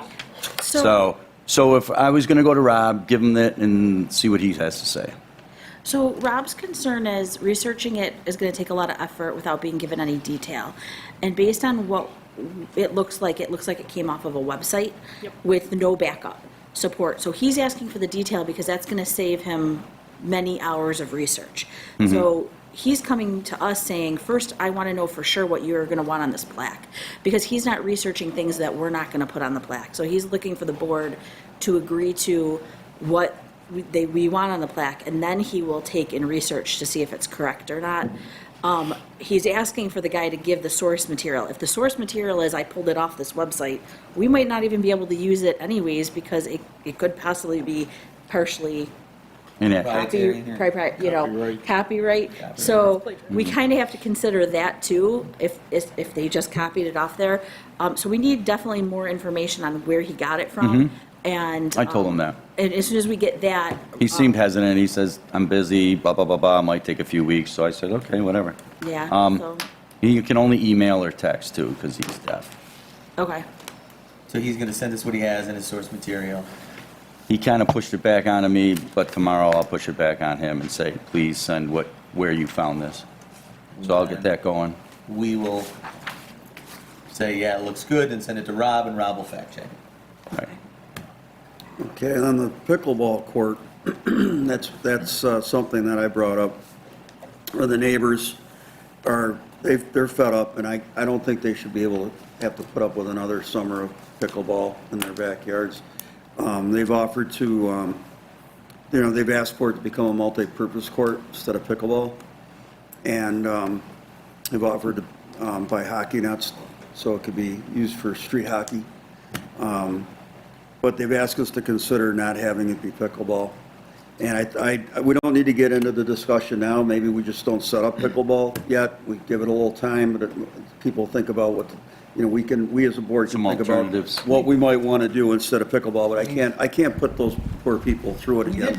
We did just change it at I the end know. of last year, and it I hasn't know. even started back up yet. Well- Also, the rec department has advertised pickleball and badminton for their summer kids program. I know, and maybe they have to reconsider. I just know from talking to the residents over there, it's just driving them crazy. I've had a couple meetings as well. And I just don't want to do that to them. We now have new pickleball courts in Emory Park. We have the town courts at the community pool. We have Warren. pickleball courts at Warren Drive. There are privately owned pickleball courts around. There's no shortage of pickleball courts. We can find another usage. They offered to purchase hockey nets, plastic hockey nets that can be pulled out so the kids can play, because the kids are out there doing that anyways. And, we can think about this, we can address it when we don't have a meeting that's 2.5 hours long. Ernie, real quick, just so you are So you- aware, the couple from Sycamore came in and spoke to Maureen and I today. I did explain to her that we passed the law at the end of last summer for the new hours, 8 to 8, and now the police can enforce it if they call. And, we were telling them that maybe it's a wait and see to see if all of this is helping or not. Right. We just relayed that to them, and I just think and it's not just them, there are other residents behind there that are also not real happy with it. But remember, last summer, it was the Western New York Pickleball Association Yeah. bringing 40 people in and playing intense, constant 4 games of pickleball. Now it's down to 2 badminton courts, which makes no noise, and 2 pickleball courts with different hours, right? So now this big group doesn't have the incentive to go there anymore, and they're not. They weren't. I think at the end of the year last year. I'm inclined to agree. We take a wait and see how it is. They do live on a park. Let's think about it, and let's, the next meeting, maybe we have when we have a little more time and we're not exhausted from, a never-ending meeting. Yeah, food for thought. Let's consider it, let's think about it, and we'll also maybe I'll go around and talk to more residents over there.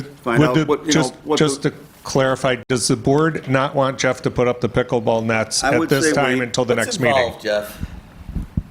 Can you put the nets up and easily put them up and take them down? Is it a big deal?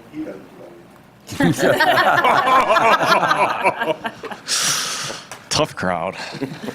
Yeah, it's not a big deal putting them up and down.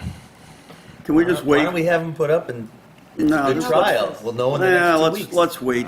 Let's wait. Let's discuss it. Let's come up with a plan. Let's discuss it and come up with a consensus as to what we want to do and, He was putting them up at the end of this week anyway, so it's only one more week. One more week. It's only one more week. So it'd only be pushing it back one more week. It would be one more week till it's after. not gonna kill anybody. There's plenty of pickleball courts around.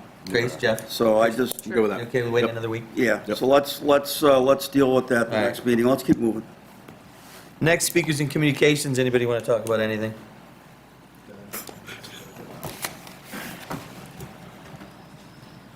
Just a couple closing things. He kept talking about the lack of advertising. This is an annual event. People are ready for it, No advertising doesn't mean anything. I know that was one of their selling. Are there, They're like, we're not I heard promoting it, something we're not about new promoting it, venues. but it's already on the. New venues getting added or no? Was that a misheard thing? There's less. Bank. There's 4 more. Is there four four new more? venues. Yeah. 4 new So, venues. so how is How that many dropped? downsizing? 2. It's not. 1 dropped. Just Barbell and 189, Barbell and then- or Oh, there was a- Rookies is on this list. What's that? Rookies is on the list, yeah. Oh, I thought it No. wasn't. That was my Who are the mistake. new ones? It's the bank. It is The old Bank of Blue-eyed- America? Wait. No, no. The new No, the bank bank- has The bank had it venue. before. I've been in there. Oh, they have. Bank of America. The Bank of America. No, the old, came here last year? the bank, the, Lloyd Baker. over. What's at the Main corner Street, corner development group? That's the old Bank of America. Okay. Elm Street Bakery. They weren't on before with the, and they're having a whole stage in the back. The bank on Main. You said what had they were a venue before? Yeah, they're, Okay. yeah. And Blue Eyed Baker. Like Baker's definitely new. Yeah. Elm Street had it before. 'Cause they've The got bank Big had it Street. before. Did Bank of But America did try Elm anything Street last have year? that a big stage in the back? No, I think the stage is new. The stage is new. I don't know. Either way, we're not really. It's not like we're downsizing. We're The adding. footprint. Right. Good point. The security they hired last year was a total liability. I saw multiple of them drinking while armed, and they're aggressive. I've noticed multiple of them were aggressive to people just walking by. Not right. I would definitely rather more police officers. Yeah, there more instead of the cops that actually target go security through a guard. legitimate process to not just like a 12-hour course and here's your gun and go do your thing. There's a reason for the rebrand. I mean, the 12 to 8 thing is a great start, but we've had crazy problems with this in the past. So to just think that we're going to lickety-split, make a brand new thing, it's kind of out there and crazy. The town doesn't go to sleep like Chief said, 10 is the last time the bars that operate in this thing close, but then everybody's going to funnel the ones that are still open till 4. And a lot of bar profit talk. As a guy who used to go to the bars a lot, they're not hurting. They're going to be okay. So to put the bars profits and make that such a big point, that was just a sour Yeah, taste a lot in of my them mouth. spoke about it. And but- Joe said 7 o'clock is fine for me, Yeah. and they're pushing and Well, a pushing. lot of for the, 9. lot of the bar staff hates Music Fest. Yeah. And they I don't know a want lot to of the work bar it, staff. and they want it done They sure early. do. And it's, Bar dropped out this year. yeah, so Barbell people, Mike, my friend Mike, who worked there, he just absolutely couldn't stand it. Because you're dealing with The worst at that obnoxiousness, point. And it's just hard. Yeah. Bad behavior and rudeness and all that, so. I personally am just against the event in its entirety. Maybe a year off, let it cool off, whatever. I mean, I know we made our decision, but I just wanted to say my point. Well, there's a lot of conditions that still need to be met Yeah. for it to happen. Yeah, for sure. right? So maybe we can hammer it into an acceptable, event, and then maybe the conditions get met, the event happens, it sucks, and that's it. my So keep parents- it inside the rink or nothing. I want to go on the record that if there's major issues with this event this year, I will be asking for an open container law. Because it has been my worries from this event from the start that this is the reason why we're going to get an open container law. And if we need to enforce one because this event gets out of hand, that's where we're at. And even just the point of saying, well, we're going to get rid of it for a day. So are we East Aurora, or are we not East Aurora? Are we trying to bend what we are just for one day to make a profit, or are we gonna We would be have to ourselves? really educate Yeah. people to try Yeah, to that make would that be- work for one And day. enforce. I don't think that would We're work. not gonna enforce it. So, thank you. So Dennis, before you guys leave, thank you for your time here tonight. I'm sorry you guys had to be here to do this after having an all-nighter on a house fire. Thank you both and Aaron, all of you guys showing up to that and helping our community. I know you guys respond to a lot of calls, and I really appreciate your time. I love Here, it. here. Thank you. Thank Yep, thank thank Yeah, you. thank you. Have a good night. Thanks. Anybody else want to speak? All right, closing second, speakers and communications, department head report, Pat. We heard nothing. I've got such terrible cotton mouth at this point, I can't talk, but no, just kidding. Thank you for approving that training at the last meeting. The two officers went to it, and it's not every day that officers come back enthusiastic about training that you sent them to, but both of them made it a point to reach out to me and thank me for going, and I said, thank the board.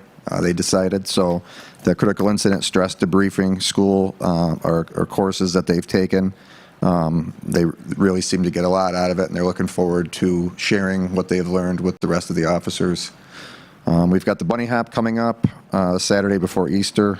That's really a staple event in our town. We don't really, we kind of just, we can almost do that one with our eyes closed, so we look forward to that one. And I do have a couple gentlemen here to meet with you afterwards in an executive session, just because it does involve law enforcement planning, and that's all I got. Thanks, Pat. Aaron? Yeah, due to the lack of sleep that we've all gotten, I'm going to make this quick. 3 of our guys did go to the Gettsville Rapid Intervention training that you approved a few months ago. Greg went to it last year, but Dennis, Neil Caldero, and Sam Jaworski went to it this year. Great training. I give these guys a lot of credit for being at probably the highest intensity training that you've ever been to, I'm guessing. And then dealing with what they did last night.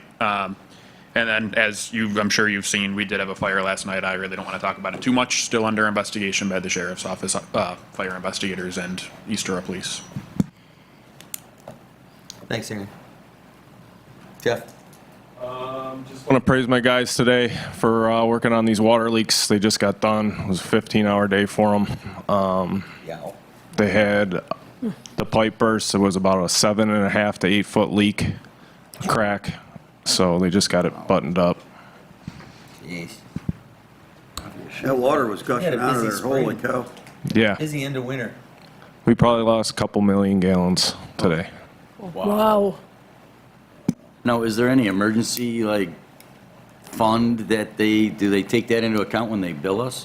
So we've already asked, because this wasn't the first leak we've had. Our water bill, not last month, but the month before, was $90,000, and it's normally $50,000. So we asked for a reduction, and they have not gotten back to us yet.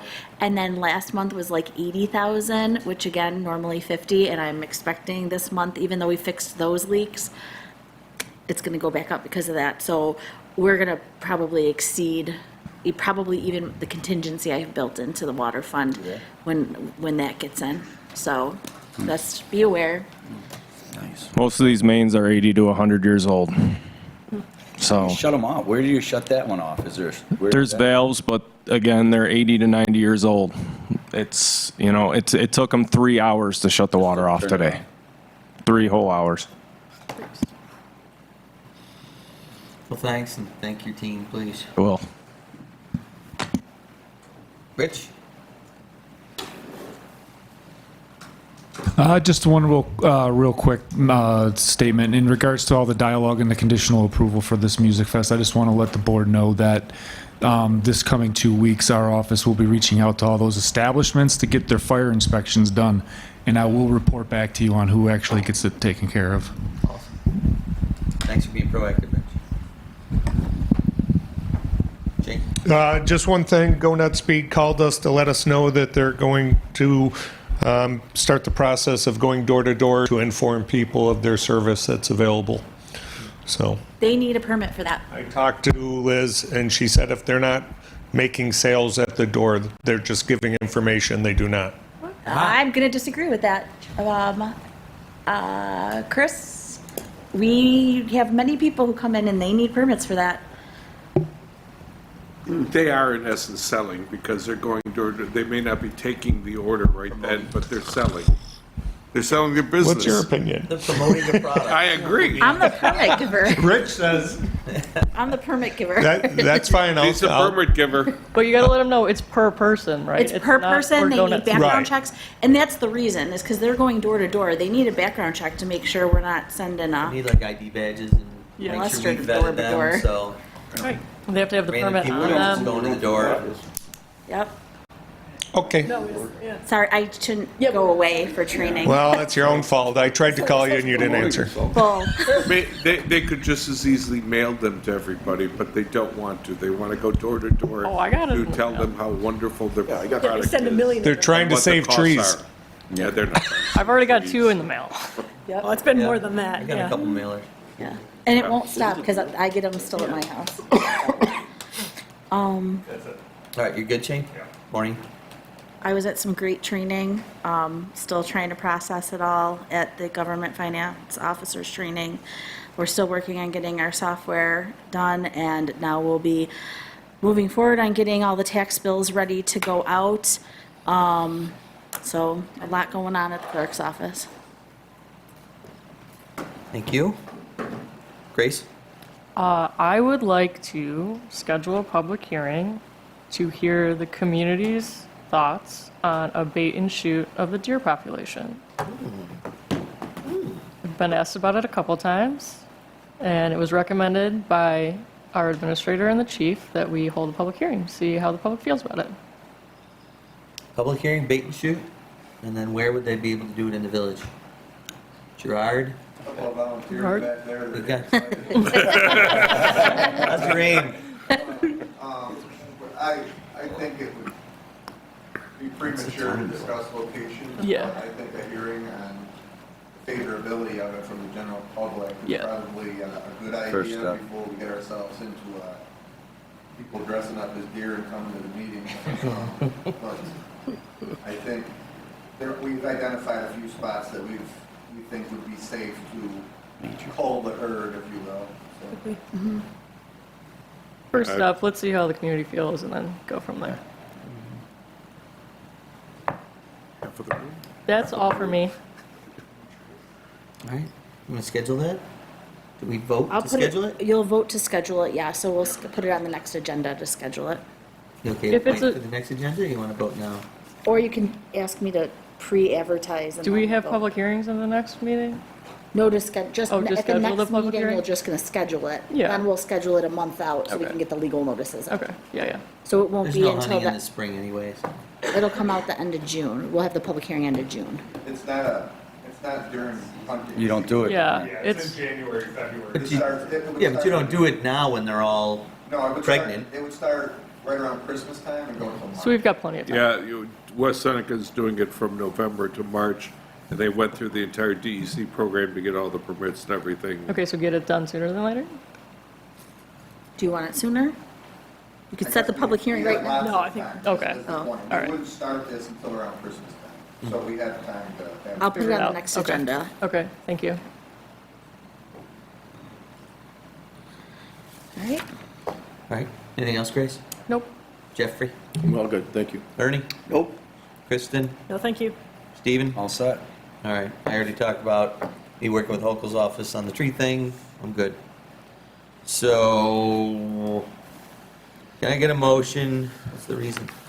We're gonna talk about a particular employees and safety concern for the village. All right, so can I get a motion to go to executive session at 10:30 to talk about particular employees and safety concerns for the village? Motion. Moved by Jeff, second? Second. Second by Steve. Further discussion? Is that just for the employees, is that sufficient language?